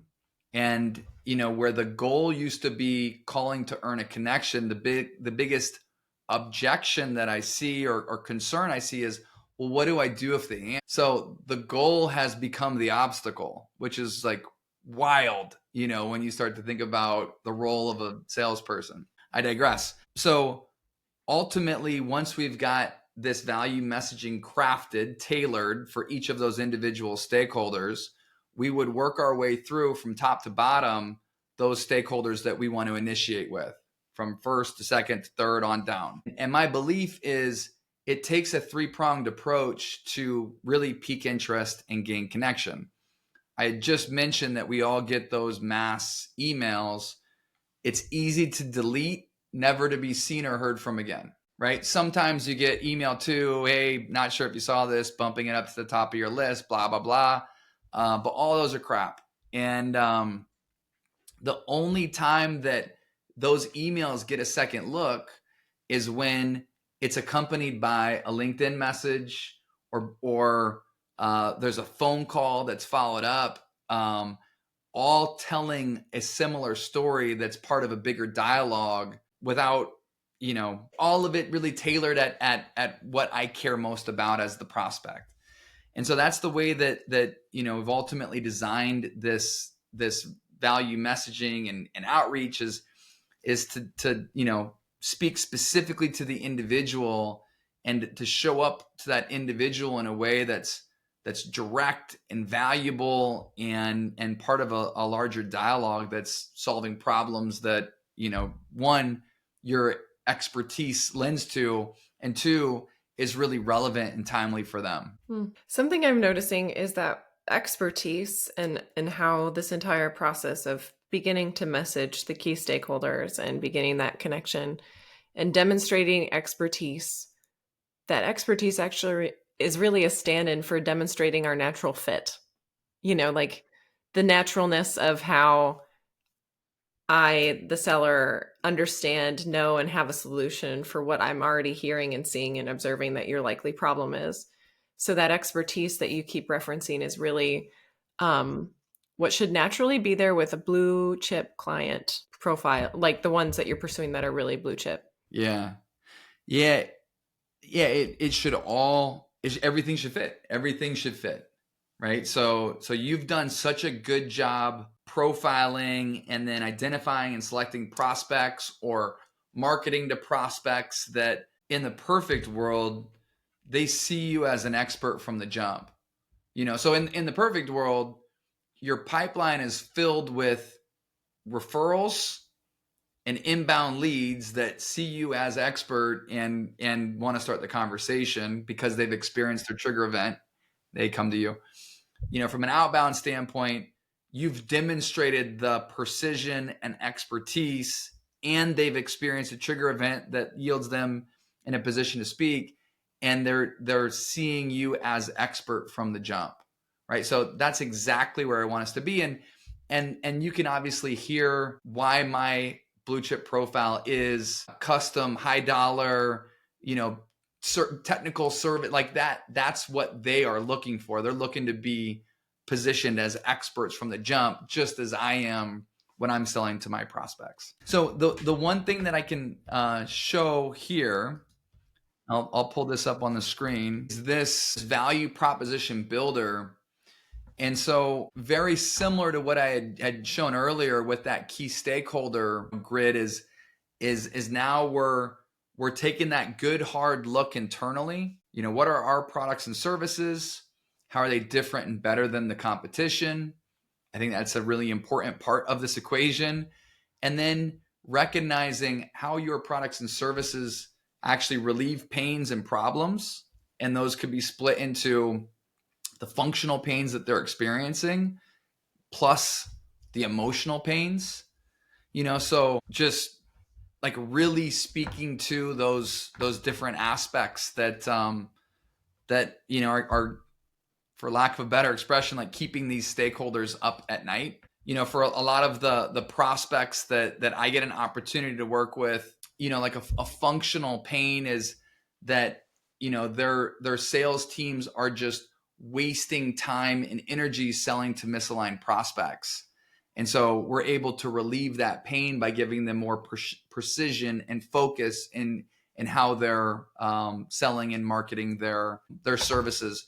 From an emotional pain, the frustration or pressure or uncertainty in terms of how they're gonna, like build and grow and scale and confidently invest time and resources, like that goes away through this clarity and focus that comes with their blue chip strategy and approach. The functional gains, and obviously this can be in a lot of ways just the inverse of the pains and problems, but like focus time and energy on blue chip prospects and better alignment between sales and marketing, and the overall feeling of confidence and stability and control in ways that they just didn't necessarily have before.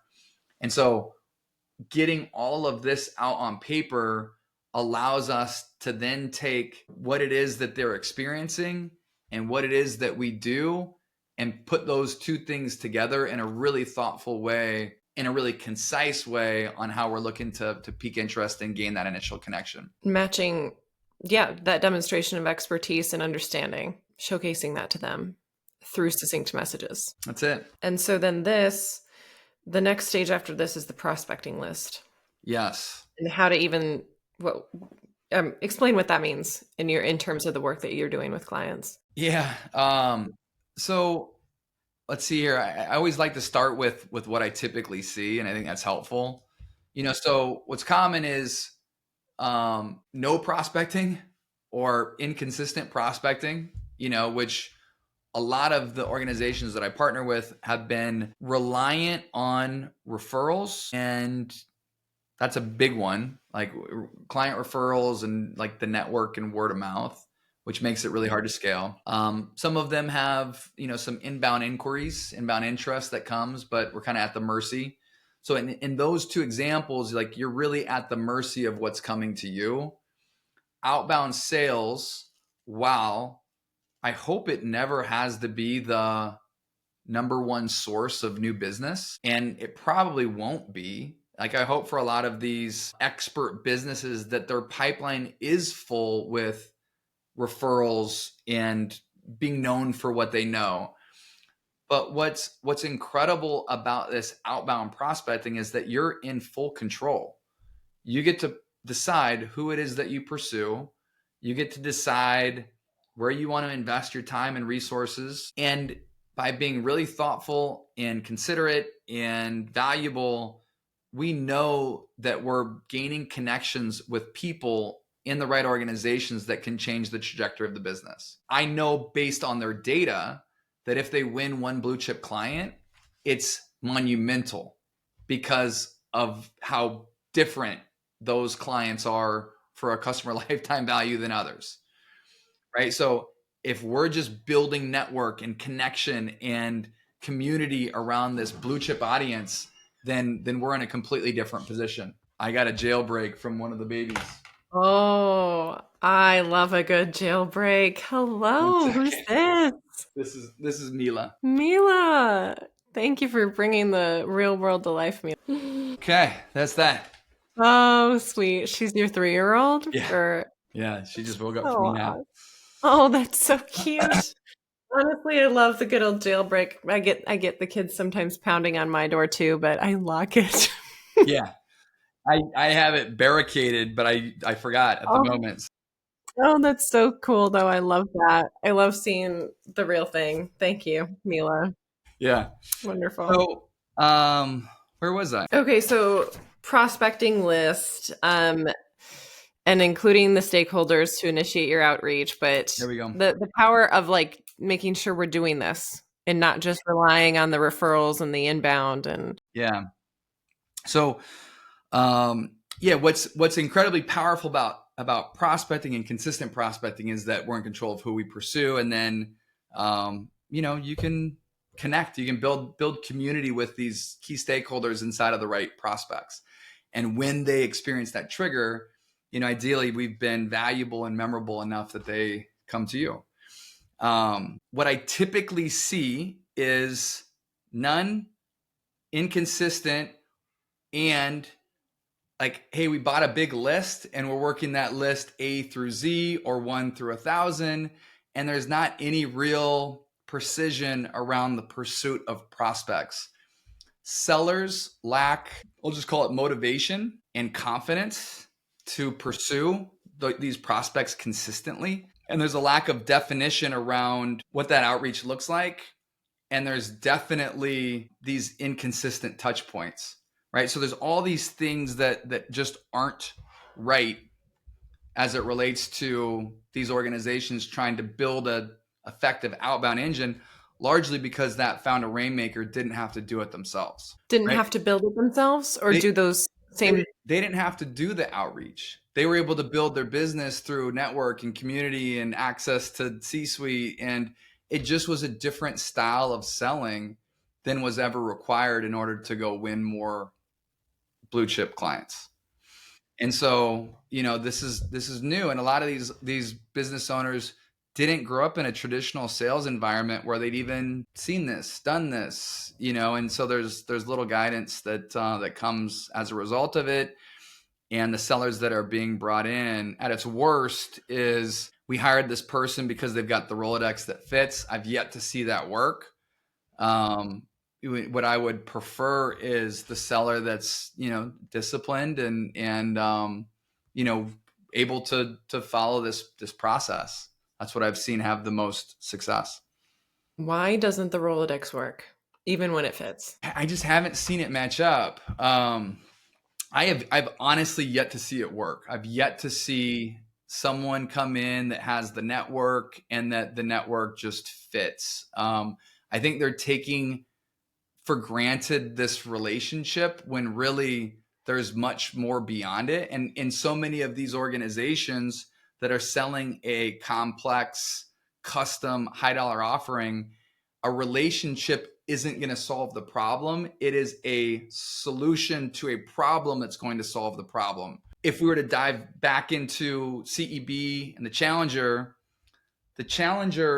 does this great study on B2B sellers. And what they found in these 5 profiles, the challenger, the hard worker, the lone wolf, the problem solver, and the relationship builder. The relationship builder was the lowest performing seller, interestingly enough, especially when you consider that most organizations build their success profile or job description around like the relationship building salesperson. That's what they think gets the job done.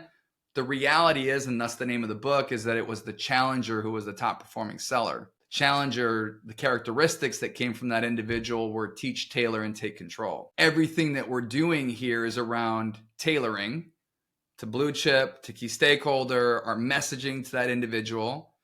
Teaching, we're educating that stakeholder and trying to get them to align, better understand their problem so they can align on our solution, right? So better understanding their problem is the way that we're teaching through our line of questioning, through the different frameworks that we develop. And then taking control is once you have your process in place, you're able to move them through your process methodically. The purpose and goal of the stage is, the next step of our process is, ... I digress.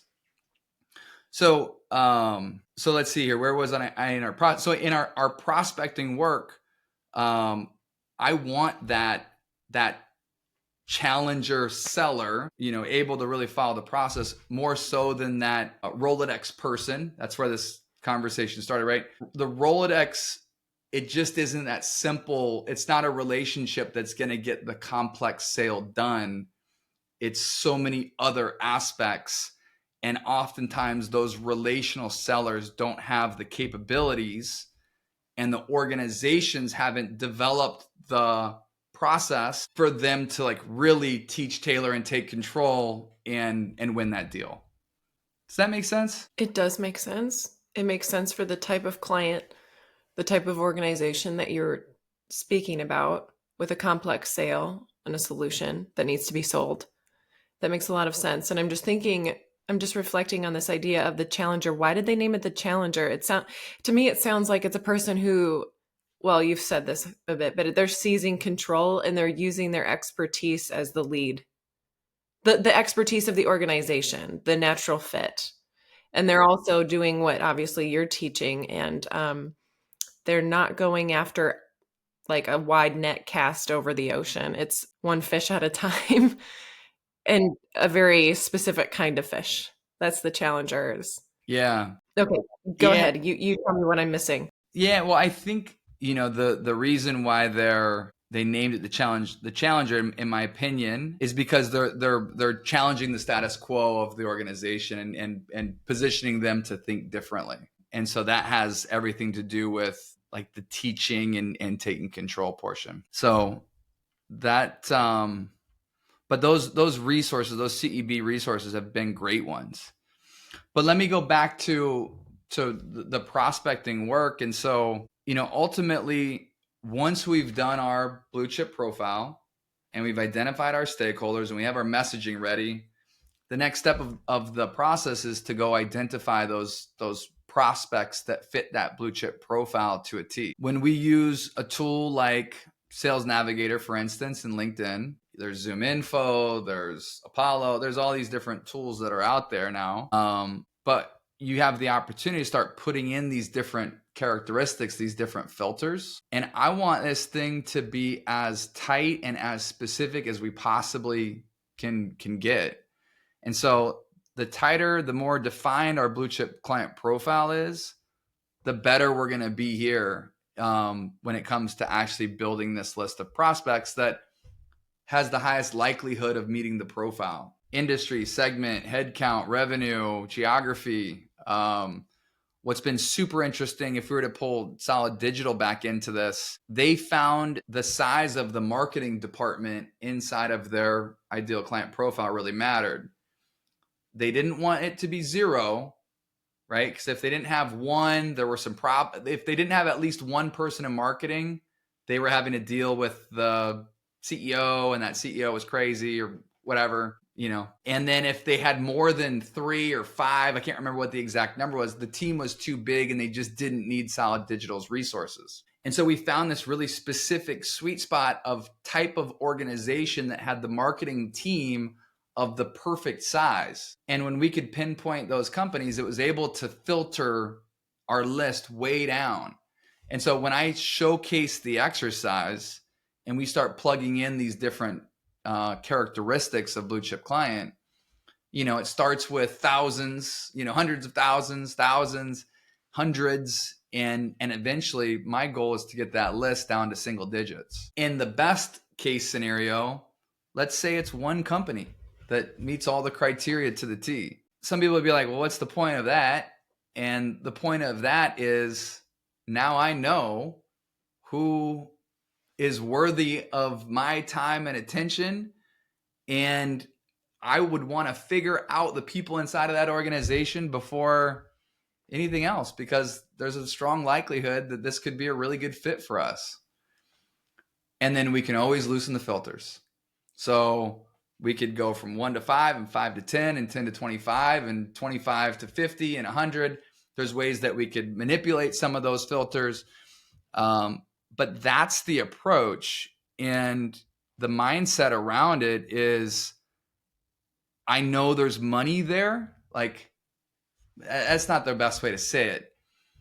I know there's partnership there. I know there's engagement there. I know there's relationship there. I know that these are the people that we need to know. And at minimum, just establish connection and add value to and bring them into our community. And that's where this whole thing really starts to me. And if I can I've got a client that I'm working with right now, and they're just getting this work underway. And there's 3 sellers, all of who are brand new or newer to their organization. And they're starting outreach sequence 1 this week. And each seller has 10.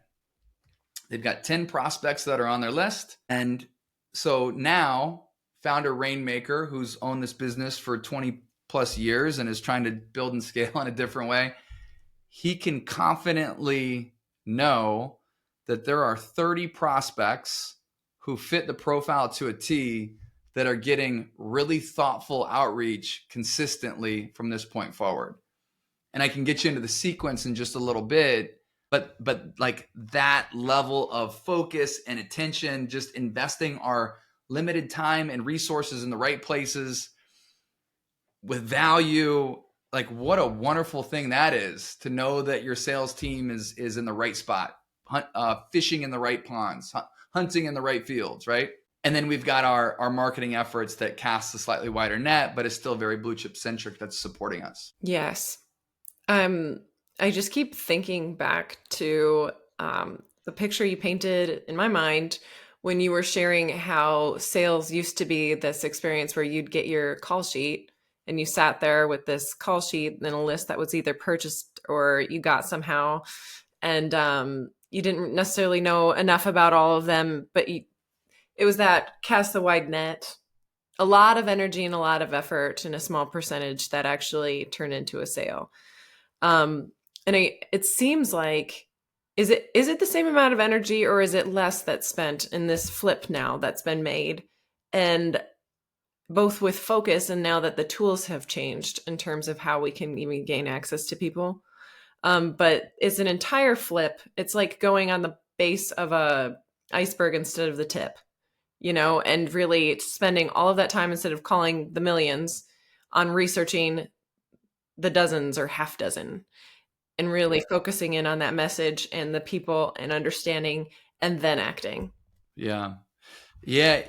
There's more preparation, but because of the technology, it doesn't take the same amount of time, right? So when I think about the old way was you work your call sheet, A through Z, and every no brings you closer to a yes, and so like you're taught to see value in securing the no. And I get that. I think there's a decent mindset to it, but there's a better approach. Like, Yeah. why start with 1,000? Why not start with 10? And whatever the right number is for the organizations, some companies, they've loaded up their salesperson role where they might only have 10% of their job to do prospecting. And then there's other roles that have, 100% of their time dedicated to prospecting. So those two people would have different number of prospects that they would be expected to pursue, obviously, right? But it's not so obvious because it doesn't happen very often. And so let's just say for that seller that has 10% of their role, like, let's go find 5 prospects. So if I were to work with this individual, like, how much time do you have to actually prospect, and how many prospects could we do effectively? And by effectively, I mean, I'll get to the sequence in just a little bit, like what that cadence really looks like. But they're like, I can do 5. Well, great. Then you've got 5 at all times. And of those 5, let's make sure that there's great blue chip aligned prospects that you're continually pursuing so that, we can win more of the right new business. And for the individual that has much more time available, maybe they've got 50 or 75 or 100 prospects that they're pursuing. And that we make sure that, we're still in the bumper lanes of what we would consider a blue chip prospect, right? We've just added more to their roster. So that's the way that I would approach this. But as the seller, and I've experienced it, when I believe in the name on the list, there's a different level of conviction, ownership, buy-in, confidence. Like I'm excited. When it's A through Z, there's other things that I can start to do first, and show up with a different level of energy and belief. Awesome. So let's dig into that sequence that you're referencing that relates. Cool. Before I get there, there's one other really interesting aspect of this, and that's just the LinkedIn community and the connections out of it. Once we've built this list of prospects, it becomes super interesting to me to start to identify if we as an organization have any points of connection. And as we've talked about expertise, the more that we know our industry, and become known for what we know inside of our industry, we start to gain these connections. And so every client I'm connected to on LinkedIn, every prospect that I interact with, I connect with on LinkedIn. And after a bit of time, you start seeing the same names popping up, which makes connecting with individuals so much easier, right? Because of this shared community. Oh, they know this person, they must be good to connect with. And if we organizationally, so I just gave the example, I've got a client that has identified these 30 prospects. Well, who else inside of their organization knows somebody inside of those organizations? Do we have any C-level relationships currently from our organization to theirs that we can leverage? Do we have any strategic partners that have a relationship? So, hey, how do you know this person? They showed up on my prospect list. I know them. I trust them. They would be, I could help broker an introduction. Like, there's different ways that we can sell through this, this unbelievable tool of LinkedIn that, again, just goes, for the most part, underutilized. So once we bring that finite list, identify that list, the small number makes it easier. We could bring the whole organization together and everyone pull up LinkedIn together and see what connections we have that could expedite the approach. That's a cool idea for an exercise with the team. Yeah. I'm sure it's one that you use regularly. Yes. And it's pretty amazing what can come from that. So I at least wanted to call that out. So from a cadence standpoint, I have a couple different beliefs. I keep going to like what is wrong in the current state that I see. The worst one to me is email only, and email starts with like, "Hi, I'm Scott, and like I'm this, and we're this," and this long explanation, and I'm attaching case studies and testimonials and attachments and blah blah blah. It's like, who cares? Like, who cares about you? You seem to care a lot about you, but like, who else really cares? And and so, these big long emails are just a recipe for an immediate delete. As the consumer of the email, it's overwhelming, it's daunting, and it's about them, not you, the prospect, right? And so that's strike one. And when I started thinking about guiding principles around outreach, it's brief and direct and valuable. No gimmicks, no games, no pressure. Just like, you fit our profile. Your client, your company does, and you individually. Like, your company fits the profile. You, the stakeholder, or the stakeholder that I interact with. And that's why and how I'm coming to you. And then we acknowledge what they may be experiencing by way of trends or what we know is happening with similar clients to them, similar organizations to them, because that's the clientele that we work with. And there's a resource that we're giving them that articulates value. And yeah, we do have our punchy one-line value proposition statement that we'd created through the combination of our key stakeholder persona and our value proposition builder. We do incorporate that in there. And then we just say, hey, we'd love to connect. And I'd love to learn more about your organization and see if there's an opportunity for us to help each other, learn more about each other. And so this whole email is tidy. It's tight. It's about them. It's about why you're reaching them. And that's such an important part of this outreach strategy.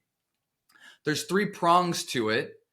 And I kind of skipped ahead to the second, but I do want to start on LinkedIn. And the reason why I want to start on LinkedIn is because I want them to see you. I want them to be able to put a face on the name. I want them to size you up and see that you're with a legitimate organization that, is of expertise and creates real value. And I want them to see that you're a real person, right? Even if you're brand new to the organization, I want them to see you. Maybe they connect with you, maybe they don't. Next comes our email, right? Where we're able to, as I had mentioned prior, communicate that value. And then the third leg of the stool is something that we had talked about earlier. I actually want to pick up the phone and call this individual. I don't expect them to answer, especially as the world has changed and a lot of people don't even have office phone numbers anymore. I don't. It's hard to get a hold of stakeholders. My purpose and goal is to leave a voice message. And my voice message mirrors almost identical to the email. And what we're doing in that voicemail is we're showing them that they're one of few rather than one of many. And that's the whole name of the game here is them knowing that they're one of few rather than one of many. They probably won't call you back, but your likelihood of getting an email back increases significantly. So that's the 3-pronged approach. And then there's a cadence that I've developed that I've found to be, the right starting point for so many of my clients. So LinkedIn, email with an internal resource and voicemail. We send an external resource email that's, supporting a lot of that same messaging that we were talking about. So let's say that I have a prospect and I'm pursuing one of my blue chip prospects who's trying hard to build a high performing sales team, and it's a founder led seller that, a founder rainmaker that's having this, hard time. Like I've got a blog post that I wrote that really speaks to that, right? And some key recommendations inside of it. And then I've got an HBR article that in a lot of ways speaks to the same message and how important it is to build a repeatable process. HBR is a very credible source with my audience, right? And there might be more industry specific sources like SHRM, Society of Human Resource Managers, or the FDA, or whatever, right? There's different credibility sources that we can use. But if those two things can match up and fit together nicely for that individual stakeholder, that can be a really cool 1-2 punch. Another voicemail, and then maybe we send a case study, and then maybe we give them an opportunity for an out, right? Hey, you might not be the right person, it may not be the right time, but we let them know that we're not going to just pursue them forever. And that ends the sequence, and then we're able to effectively move that stakeholder out and the next one in. And then we work through stakeholder 2, then stakeholder 3, stakeholder 4, and then maybe we end up moving that organization out completely and the next blue chip prospect in. Ideally, we've got a way to support or maintain communication by way of our marketing arm. And I have clients that have different levels of comfortability and resource and ways to maintain that relationship with stakeholders who never responded. But what's super interesting, and I've experienced this countless times, is that you get a prospect who never responded during that cadence that comes back to you, in some cases, quarters, years later, because they finally experienced that trigger event and you were valuable and memorable enough for them to come to you. And what a wonderful thing. So that's the way that that this whole thing kind of really fits together in terms of, we establish our blue chip profile, we identify the stakeholders, we tailor our messaging, we pinpoint the prospects and the different key stakeholders inside of it, and then we work them through our outreach cadence and communication that is all thoughtful, on time, with valuable resources, and we maintain that rhythm that allows sellers to sell to the same amount of prospects at all times. And that puts the pieces together. So bring us through on an example, and I'm excited about this example because I was reading, the detailed story of this client, and I kind of fell in love with this story. So tell us about Austin Owens. Yeah, this is cool. Austin Owens works with an organization called Corporate Settlement Solutions out of Michigan. The business has been around for 30 plus years, 40 years. Started by Jerome Jelinek, who's still with the organization, and they've been working hard at moving beyond founder-led sales. He established a lot of those early clients, and they hired a salesperson, an account executive who's obviously new to the organization. He's still relatively new to sales overall. He has a beautiful young family that he's building, and he's got this youthful appearance, and they're selling to financial institutions, banks with tremendous assets under management. And so it's a complicated space to sell to.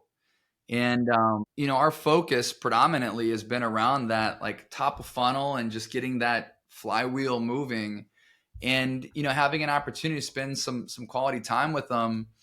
His connection rate, he's consistent. He follows the outreach process to a T, and, we're tracking emails, we're tracking phone calls. And, when we do the math on his last quarter, he's connecting with about 12% of his prospects that he's pursuing, which, when you look at the traditional connection rates of cold email, cold calling, it's typically in that, I'll call, like, 1 to 5% range.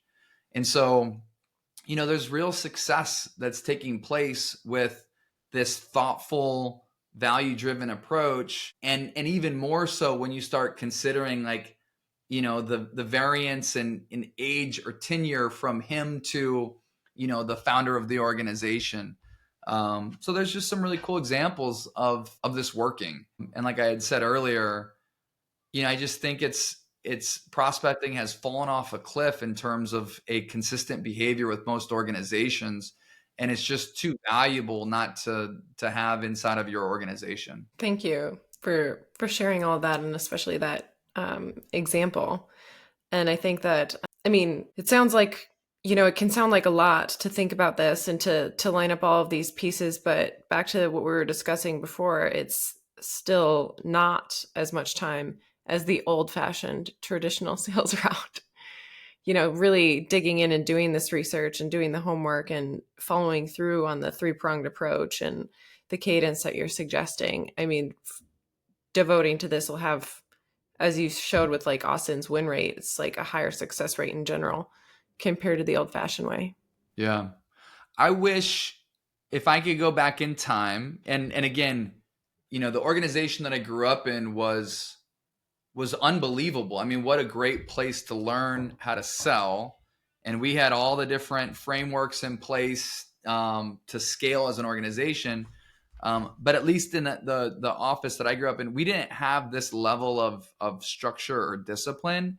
And I know that I would have greatly benefited from it as a seller, whether new to my company, new to my role, just that like value-based approach, rather than just kind of an endless barrage of calls and emails. And I think that leads me to, an important point is, so many sellers I see messaging prospects with like, checking in and following up, and that immediately violates and breaks the rule of adding value. And I just remember selling that way, like calling or emailing without anything of value, just like, hey, just checking in to see what's new with you, and not being prepared to talk about like what I'm seeing and what we're experiencing and how that could potentially impact them. I was selling as a relational seller, rather than a challenger that's bringing like real value and real information to the table. The way that this process has been designed is to sell like a challenger, right? To bring value rather than just trying to establish a relationship. But what's interesting about those two and the contrast between them is that when you're operating as the challenger, you're actually demonstrating more empathy. I agree. You'd think the relational seller is the one who's thinking about empathy, but actually if you don't do your homework and how you're framing emails and connection and what not to say versus how to make it about them, I mean, it's like, oh duh, that's demonstrating empathy, but it's not when you sit down to write an email, it's not what comes out of most of us. I've never heard anyone say that before, and I think it's so interesting because if we were to really break that down for a second, the relationship-based seller is largely lacking empathy and is maybe taking for granted that like this individual's tie, and they're just thinking that they would enjoy their company and want to work with them because of their company, because they're a nice person or whatever the case, versus like being prepared and being thoughtful and contributing something of value. Mm-hmm. It's interesting, isn't it? It's almost like assuming that a relationship can be built out of communication and cadence when it's naturally built out of empathy, showing interest, doing a little homework, demonstrating that you did that. It makes me think of Dale Carnegie's book, How to Win Friends and Influence People. Yeah. Yes. And that phrase where he talks about like an example where he was at dinner and, sitting next to somebody and this person was just talking the whole time and he was just listening and letting them listen and asking more questions.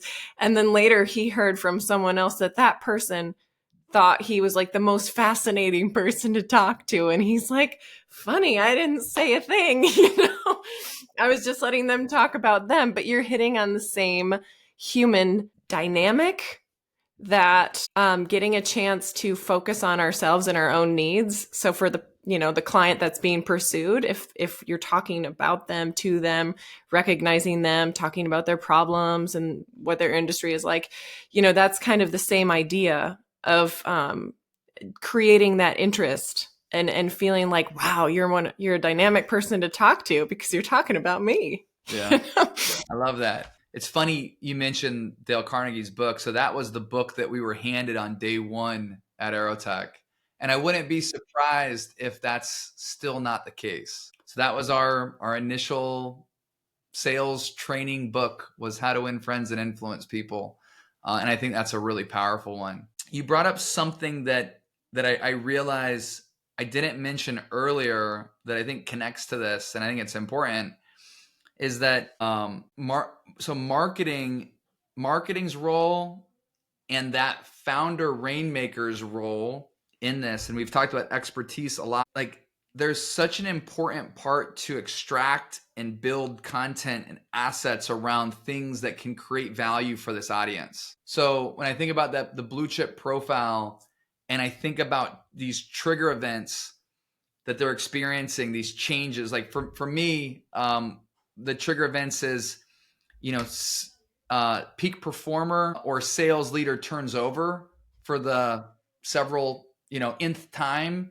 And the founder rainmaker is like, I don't want to just do it again. I don't want to get back on the hamster wheel and just hire the next person. Like I have to do something differently. Or our sales team missed goal again this year. Like we need to do something differently. And it caused them to step back and evaluate.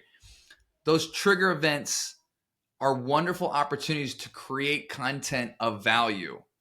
Speak to the trigger event, contribute something of value specifically to that stakeholder and audience. Those are the resources that I'm talking about that are most impactful in our outreach. So we're trying to provide something that can help them. If there are trends that are taking place, if there are known problems that impact organizations that we partner with, I'd mentioned earlier, like interviewing your clients and what is the status quo that they're challenged with and how do they ultimately overcome that? Like those are the types of assets and resources that I want. And as that executive leadership team, they're the ones that have the stories. They're the ones that have this information. And often it doesn't come out or come out in a way that others can use. I want marketing and executive leadership to come together and build assets that we as a sales organization can use and use effectively. I'm brilliant that the trigger event is the source of the value that you're able to bring in when you're selling to that client. So identifying the trigger event, that is usually, you're saying that's where you can find some ways to demonstrate expertise and empathy, which is those two things combined together is where you're demonstrating your value. Trigger event. Fascinating. Okay, so you're beginning to talk about marketing, and just to weave our conversation today through to its near conclusion, referencing marketing, alignment, fishing, sales, hunting, account management, farming, and the 4 R's. So bring us through into that and how this all weaves together. Yeah, so obviously we've spent a good amount of time talking about hunting, and that's that tip of the spear that we were talking about with build the profile, find the stakeholders, get your messaging set, go find those prospects and individuals, and then run your cadence. And this to me, I always get the question of like automation, and this to me isn't automation. There are ways that we could automate this process some, but like my goal isn't it to be automation as much as it is to make sure that we're investing real time and resources with our best prospects. Mm-hmm. Right? I feel like the word you used before was disciplined, not automated, but disciplined. That's the key, it sounds like, in what you're sharing. Yeah, I just want us, to forever have this small list of prospects, and maybe it can be bigger depending on our structure, but like a highly targeted, focused, disciplined approach to these individuals. So would I like it to be efficient? Yes, I'd like to be efficient. Do I want it to be automated? It doesn't have to be. Marketing. So hunting is our tip of the spear. marketing. So if I heard this recently and I just absolutely loved it, if sales are the boots on the ground infantry, marketing is our oh so needed air support, right? Like we can't be a high performing sales organization if we don't have the air support of marketing around us. This is our branding and our expertise. This is our positioning. This is the collateral and content that we need as organizations. It's our ammo. And then, obviously we can bring in more of that automated approach behind us to a wider net of people. But I don't want that to get intertwined or intermixed with this blue chip pursuit that we're doing from a business development standpoint, from a sales standpoint. Does that make sense? Too often I've seen marketing relegated as like, build me a one pager and I hope that the one pager sells for me. That's not exactly what I'm looking for here. What I'm looking for here are the blogs and the newsletters and ways that we can continue to provide value and stay connected to our best clients and prospects. Continue to demonstrate that expertise. Yes. Farming. So hunting, sales, fishing, marketing. Farming is our account management, customer success. The trend has been the seller is the farmer, the hunter is the farmer. And that generic role has limitations. I grew up in a role very similar. And then eventually Aerotech plateaued and figured out a better way to scale. That generic role that too many organizations have is I start developing a book of business, or maybe I'm even handed a book of business from the jump. And then once I get my business to a certain level, then hunting goes away and I just spend my time farming and life is good.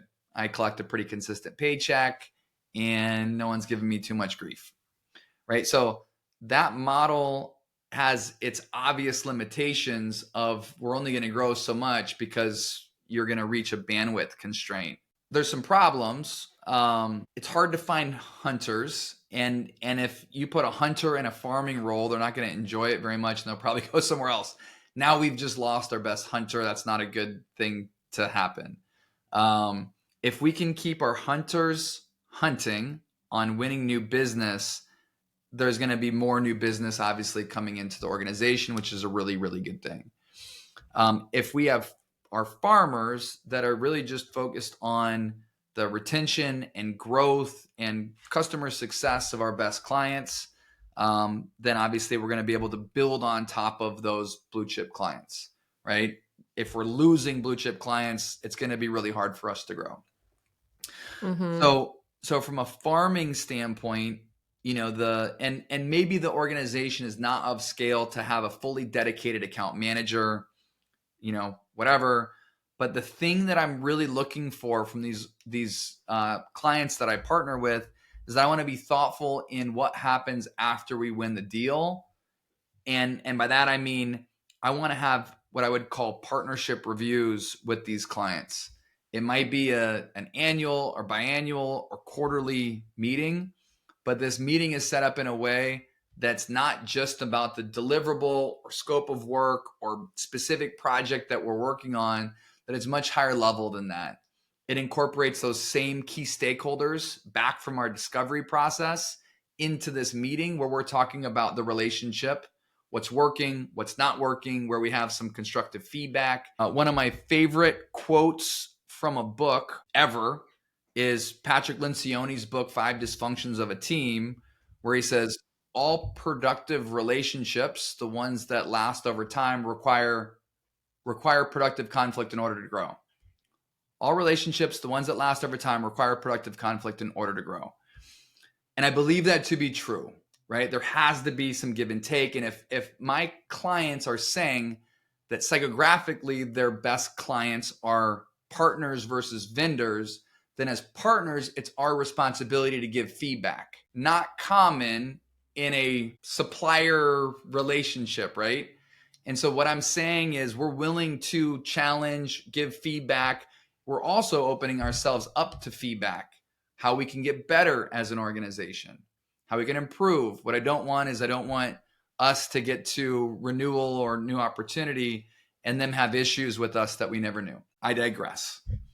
So No, this is fantastic. But that is weaving more into the account management long term of continuing to demonstrate the empathy, the expertise, and nurturing that relationship and keeping it. I'm pulling together too that the blue chip client and why they're a blue chip client is because there's a long term lifetime value to this client, which falls into the hands of the account manager yes. and the farming. But I love that you're translating it into partnership. And instead of waiting for that conflict to happen, which if you do, it sounds you could probably could end a relationship, could end a partnership.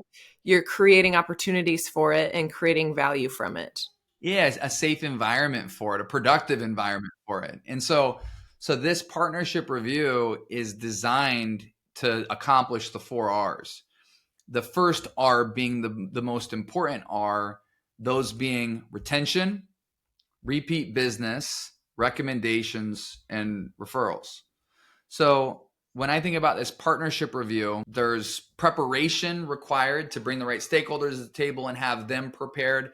And there's also preparation of, have we done what we said we were going to do? Have we fulfilled our goals and expectations? If we haven't, what's our plan? Like, how do we course correct?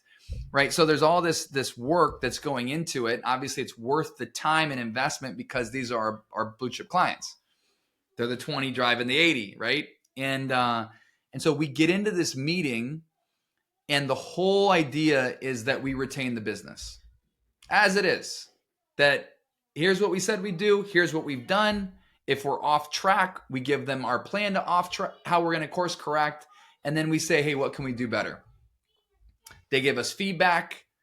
I don't know if you've ever heard that study where it was like, person checks into a hotel, they get the wrong room, they're unhappy, they go to the concierge and the concierge fixes the problem, they get them put in a suite, and then they, at the way out of their trip, they end up giving a customer satisfaction score that's higher than had there not been a mistake.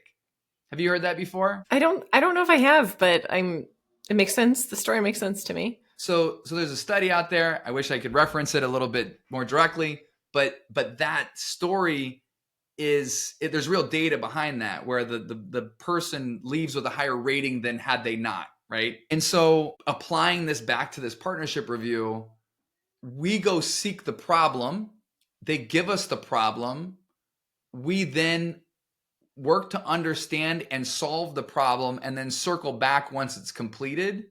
And now they're saying, wow, they care, they listen, they follow through, they bop, bop, bop. Like, we've gone up rather than had we not done anything at all. Us asking for feedback, being receptive and open to feedback. We've also let them know that we're willing to give them feedback if they're open and receptive to that feedback. This is how we enculturate dirty money to blue chip, right? This is how we move, and this is how we retain blue chip. Like, we give them feedback that allows both parties to be better. Maybe that feedback's there, maybe it's not, but that's a very valuable part of this exercise. At the end of the day, if there are issues that need to be resolved, that's what we focus on. If everything is good, and oftentimes these partnership reviews are good, there's this verbal love and exchange for one another. This is great. We like you. You like us. Da, da, da. This is going great. Da, da. Now we can start to transition to the second R. Hey, I'm really happy that this relationship is what it is, and we believe that there's value here, and we're interested to explore more based on what we'd heard you say with this desired future state. So this is part of our discovery framework that we're going back into, where we want to know where they are and we want to know where they want to go. And so we come back to what we had learned in our discovery meeting. We say, hey, has your desired future state changed? Are you still looking to go from X to Y or X to Y to Z? Yeah, that's the same. Well, great. Well, based on what we've learned in partnering with you, we've identified some opportunities that we believe we could impact. Would you be open to learning a little bit more? So we've now created space connected to this desired future state for us to take on more work. Maybe we don't have that. Maybe we've identified some trends that are happening with some of our other clients or some of their competitors. Let's see. Maybe we don't have that. And maybe we just say, hey, are there some other opportunities where you've identified opportunities for us? Bless you. It could be in a different department, division, geographic location. Like there are opportunities that naturally show up after we've done that repeat work. So many of the companies that I work with, that's a passive thing versus a proactive thing, right? So we have found the time and place for us to consistently and effectively seek new work. That's R2. There may not be any additional work at the moment. That's fine. Keep in mind, it's been this love fest. Otherwise, we wouldn't have moved on to these sections. This isn't an every time thing, but it is an important thing that we identify in our preparation. Is it the right time to ask for our recommendation? These case studies and testimonials are important to us. We can also use these case studies and testimonials in part of our outreach sequence that we had talked about earlier. And this is information that's valuable for us to learn so that we can apply it to others, right? So we now slide into R3. Hey, we're really happy that it's great to hear that you're happy with our work. This has been a valued partnership, blah, blah, blah, blah, blah. I'm curious, would you be willing to speak on our behalf? Yes. Great.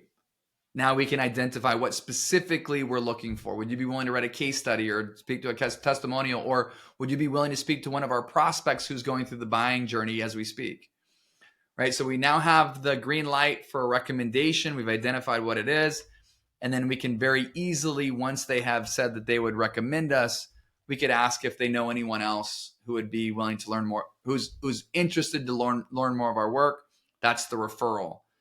For the larger organizations, often that referral is an internal referral, a stakeholder inside of the organization or a peer inside of another location. For smaller organizations, it's more of that external introduction. But nonetheless, we're just trying to have a time and place that's consistent where we can ask for recommendations and referrals, which is so important for clients like mine. And finding that right moment and identifying it and repeating it with clients.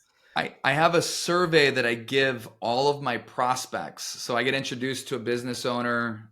We do an initial conversation. And just before the discovery meeting where we bring in those additional stakeholders, I give them a survey. There's 25 questions on a scale of 1 to 4. And those 2 questions, we ask consistently for recommendations and we ask consistently for referrals, are historically 2 of the lowest scoring answers or questions. That your clients do not do that, is what you're saying. Right. So of my prospects, my clients and prospects, they score themselves lowest in those 2 questions, asking for recommendations and asking for referrals. I can pretty much guarantee that every survey I get back that's going to be about a 2 out of 4 on average. That's really interesting. It kind of, for me, for some reason, I'm thinking this ties into like reflecting on, why are people more naturally disposed to like want to try chatting with their graveyard client rather than going after the blue chip, like the connection between them being, why are human beings not naturally going after what they want? Asking for the referrals, asking for the recommendations, going for the blue chip client first. It's just really interesting to see that pattern between these 2 places. Yeah, that's a really good call out. My feeling here is what I've heard from my clients is we just don't have the right time to ask, or we don't have the right place to ask. So the only time it really happens, and it's interesting, I'm working with a client right now that just brought on a fractional CMO, and that fractional CMO is the one driving this train. Hey, we need case studies, we need testimonials, go to your clients, go get some of this information. We need it. We're going to use it in multiple ways. So now they're going out and getting that information. And that is the internal trigger event that yields that action. But outside of that, it's not showing up. And most of the clients and prospects that I'm interacting with don't have this regular partnership review cadence. Every meeting, they'll have regular meetings with their clients, but they tend to be more of those like in the weeds, reactive, talking about scope of work rather than stepping back and especially bringing in key stakeholders that are no longer part of that day-to-day, right? And then what's crazy, and this ties in a really interesting way, when we start designing the weekly sales meeting. In that weekly sales meeting, there's a section where we want to look at just our blue chip clients. So we've got our 2x2 up, we've identified our blue chip prospects, and we say, are there any trigger events that are happening inside of these blue chip prospects, or excuse me, blue chip clients, that would create opportunity or risk for us? Because if, let's say we win a blue chip client, we're not doing our partnership reviews, we've lost connection with key stakeholder leaves, new stakeholders in, and all of a sudden they bring with them competitor, and we're out the door without any way around it, right? Where if we were more connected to this thing and had more relationship with multiple stakeholders, then maybe we'd be more insulated from that competitor kicking us out. Does that make sense? Mm-hmm. Wow. Another thought, just with the partnership review, and knowing that your beginning is kind of like identifying conflicts or problems in a healthy fashion. Something I wrote down was problems creating value.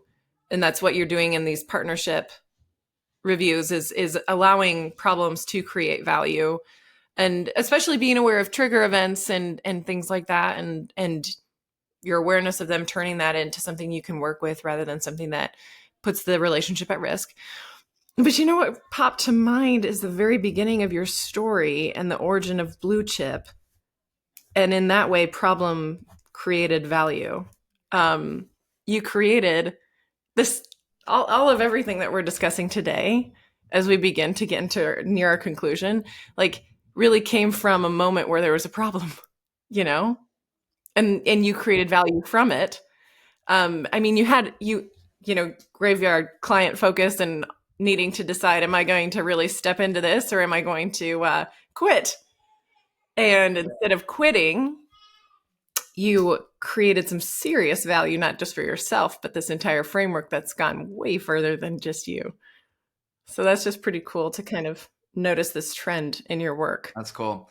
You know, one of the characteristics of sellers is, you know, there has to be optimism or positivity, right? Because of all the rejection that comes from it. Mm-hmm. And I've always been good with putting a lot of effort into a prospect, and if it doesn't come to fruition, just taking what I've learned from it and applying it to the next thing forward, rather than getting like really beat up. And I just think that that's a really valuable skill, and I don't know, or attribute. I don't know if it's a skill or if it's an attribute, but you know, to your point, like the value in the problem, you know, so like it kind of leads me to something that I haven't mentioned earlier, and that's the retrospectives of this all, right? Like at the end of that initial outreach campaign, you know, so I had just mentioned earlier, I've got a client that just kicked off outreach sequence. They've got 30 prospects that are going to it. You know, just yesterday we were together and we're saying, okay, when's the retrospective? Like, when are we going to take all of this activity and data and identify like what's not working in this, and how are we going to make this thing better moving forward?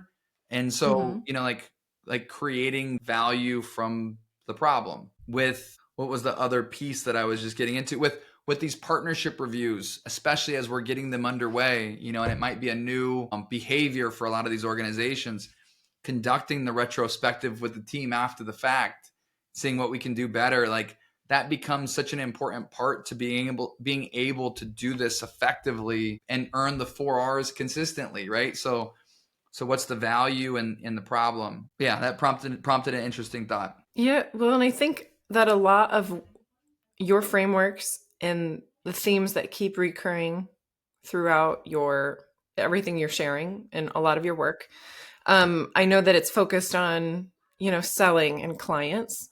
And I've heard this mentioned by you in some of your videos, but that, you know, this framework can be used on talent and teammates. You could even use it in terms of investors and where do they fall, within this graph? And I feel like there's so many different uses for these ways of thinking, even in terms of like this partnership review. I mean, you could use that in your marriage. Just the idea that it can be something that's useful across things that aren't even necessarily professional. But even so, what if you were to do that kind of thing with, I don't know, so many different parties, investors, different team members? We're always talking about the work that we're doing together, but never sitting. I mean, are we sitting enough at that high level view where we're really assessing the relationship and giving each other feedback intentionally That's cool. before an event occurs? That's really cool. I love that. Well, this is your work, my friend. Well, it's an application off the work, and to touch on the people aspect of it, so that same 2x2 framework that we had talked about earlier with Blue Chip, you can flip it to people, to your point, right? Where you still have that the 2x2 on the horizontal, you've got cultural alignment, and those are like, values of your organization and doing the job the right way. And then on the vertical, you'd have your performance goals and expectations, just like you had financial alignment before. And, that top right box, you could call it a blue chip employee. I call it a peak performer. That the dirty money client is the at-risk achiever, or the misaligned achiever. The bottom right is the lovable underachiever, or the make it count client, and the graveyard client is the misaligned underachiever. And using that 2x2 in a way where you can start to plot your individuals gives you an idea of how to develop and how to engage and how to retain. Yeah, like as an organization, you need top talent in order to win and retain and grow blue chip clients. If you can't retain your peak performers, then it's going to be hard for you to do that. As it relates to scaling a business, I talked about some of the risk or challenges of the dirty money client earlier. That top left, misaligned achiever, they're hard to scale around. So like if you've got a salesperson that's misaligned, but they're doing great, like what do you tell your new salesperson that you just hired? Like, don't do what they're doing. They're the one earning all the money. So like what do you do in those scenarios? And that's where it becomes really important to define what good looks like in your sales strategy and your sales process and your sales structure, and ensure that you're enculturating those people into doing the job as your organization needs. And maybe you're forced into making some tough decisions, but depending on what the goal is for the organization, if it's successfully scaling and ultimately exiting the business, then maybe some of those tough decisions have to be made, or tough conversations need to be had. Yeah, maybe your problems can create value. Yes. There you go. And I love the idea of having an entire blue chip company inside and outside. That's cool. Kind of having that standard of blue chip people within and without. That's wonderful. So, Scott, wow, thank you so much for today and for everything. This is a lot of really intentional, thorough information that I can tell is like from so many different client engagements and from your decades of thoughtful work. So this is really cool to kind of get to sit on the top of this and see, all the little places that further value came in and through, and how it all weaves together now. I want to reference, I know, so thinking about listeners and probably not readers, but the listeners specifically, an opportunity to engage even deeper with this information is coming up. Scott, you have cohorts in a course that you run on this information. So if anybody, first of all, there's going to be a link to the worksheets we've referenced throughout for everybody to get a chance to do the homework for themselves. And highly recommend, if you're interested in Scott helping you and giving you feedback as you do your homework, there's a course for that.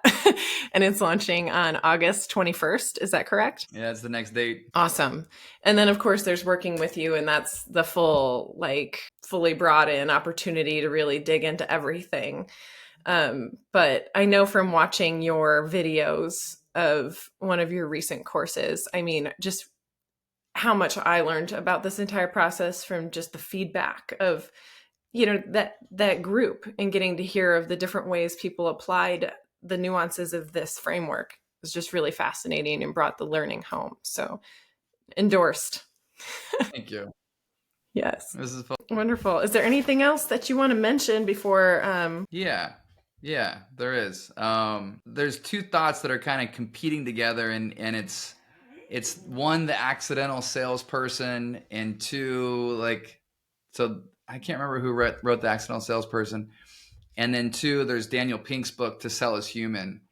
And you know, like many, I didn't go to college to be a salesperson. There wasn't like master or, getting your degree in sales. I just kind of found my way there. I mentioned it earlier in our conversation, but very early into my career, one of our founding members wrote on a whiteboard, know your industry, be known for what you know. And those are like the 1, 2, 3. And I think that is such a valuable thing. Like, any new seller needs to come in and like really learn and get to know their industry, the ins and outs of it, and become the best level of expert they possibly can as quick as they can, right? Like, that gives you the confidence to be able to go pursue your blue chip prospects. And it's your responsibility as the individual to go get that information and go find those stories and sell them sell them as your own. The second step of that is know your industry, or excuse me, know your industry, is the second step. So like the confidence that comes from that as a seller, when you lack confidence, you're dead in the water.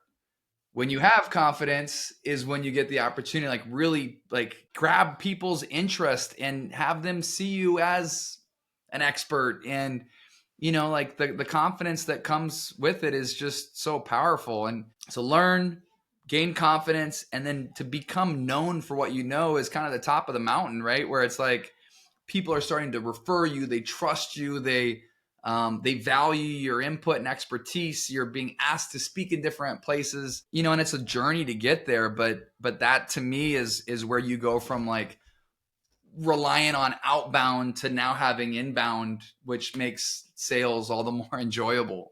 So like that comes to mind. And I think it's a really like simple, applicable framework that obviously I love my frameworks.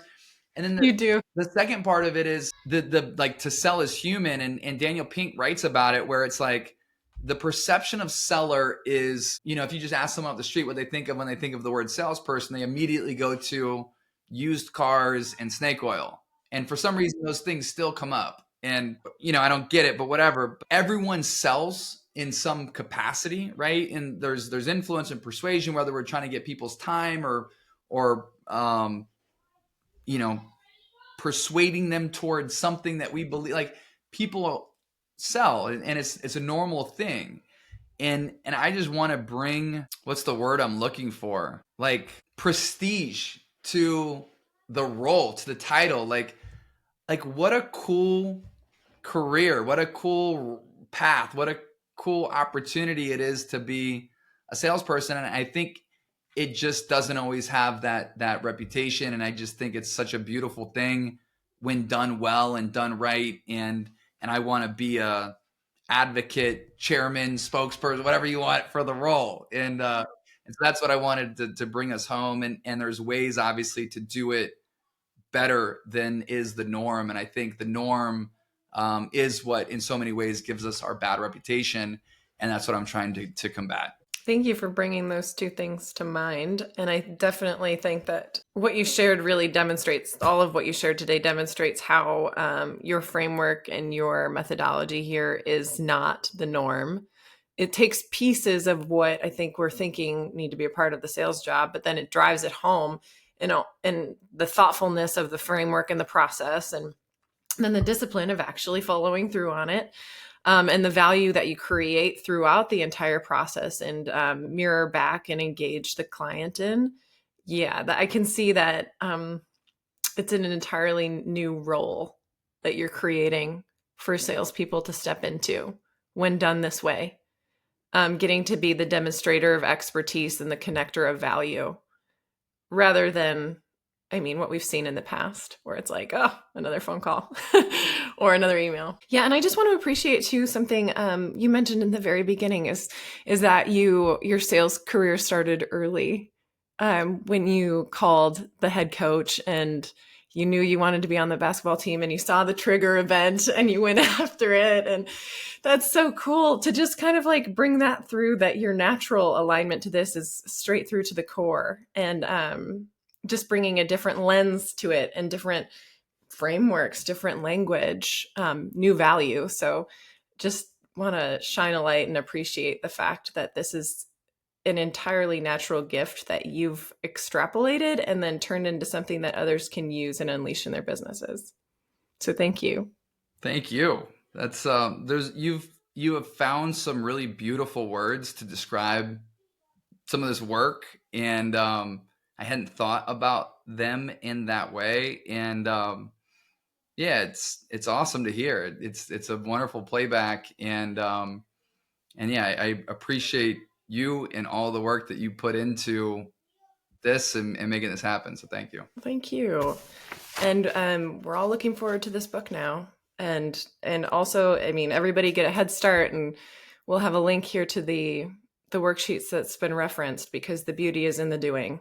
All right. Well, thank you again, Scott. And this was awesome. Thanks, Catherine. All right. Take care.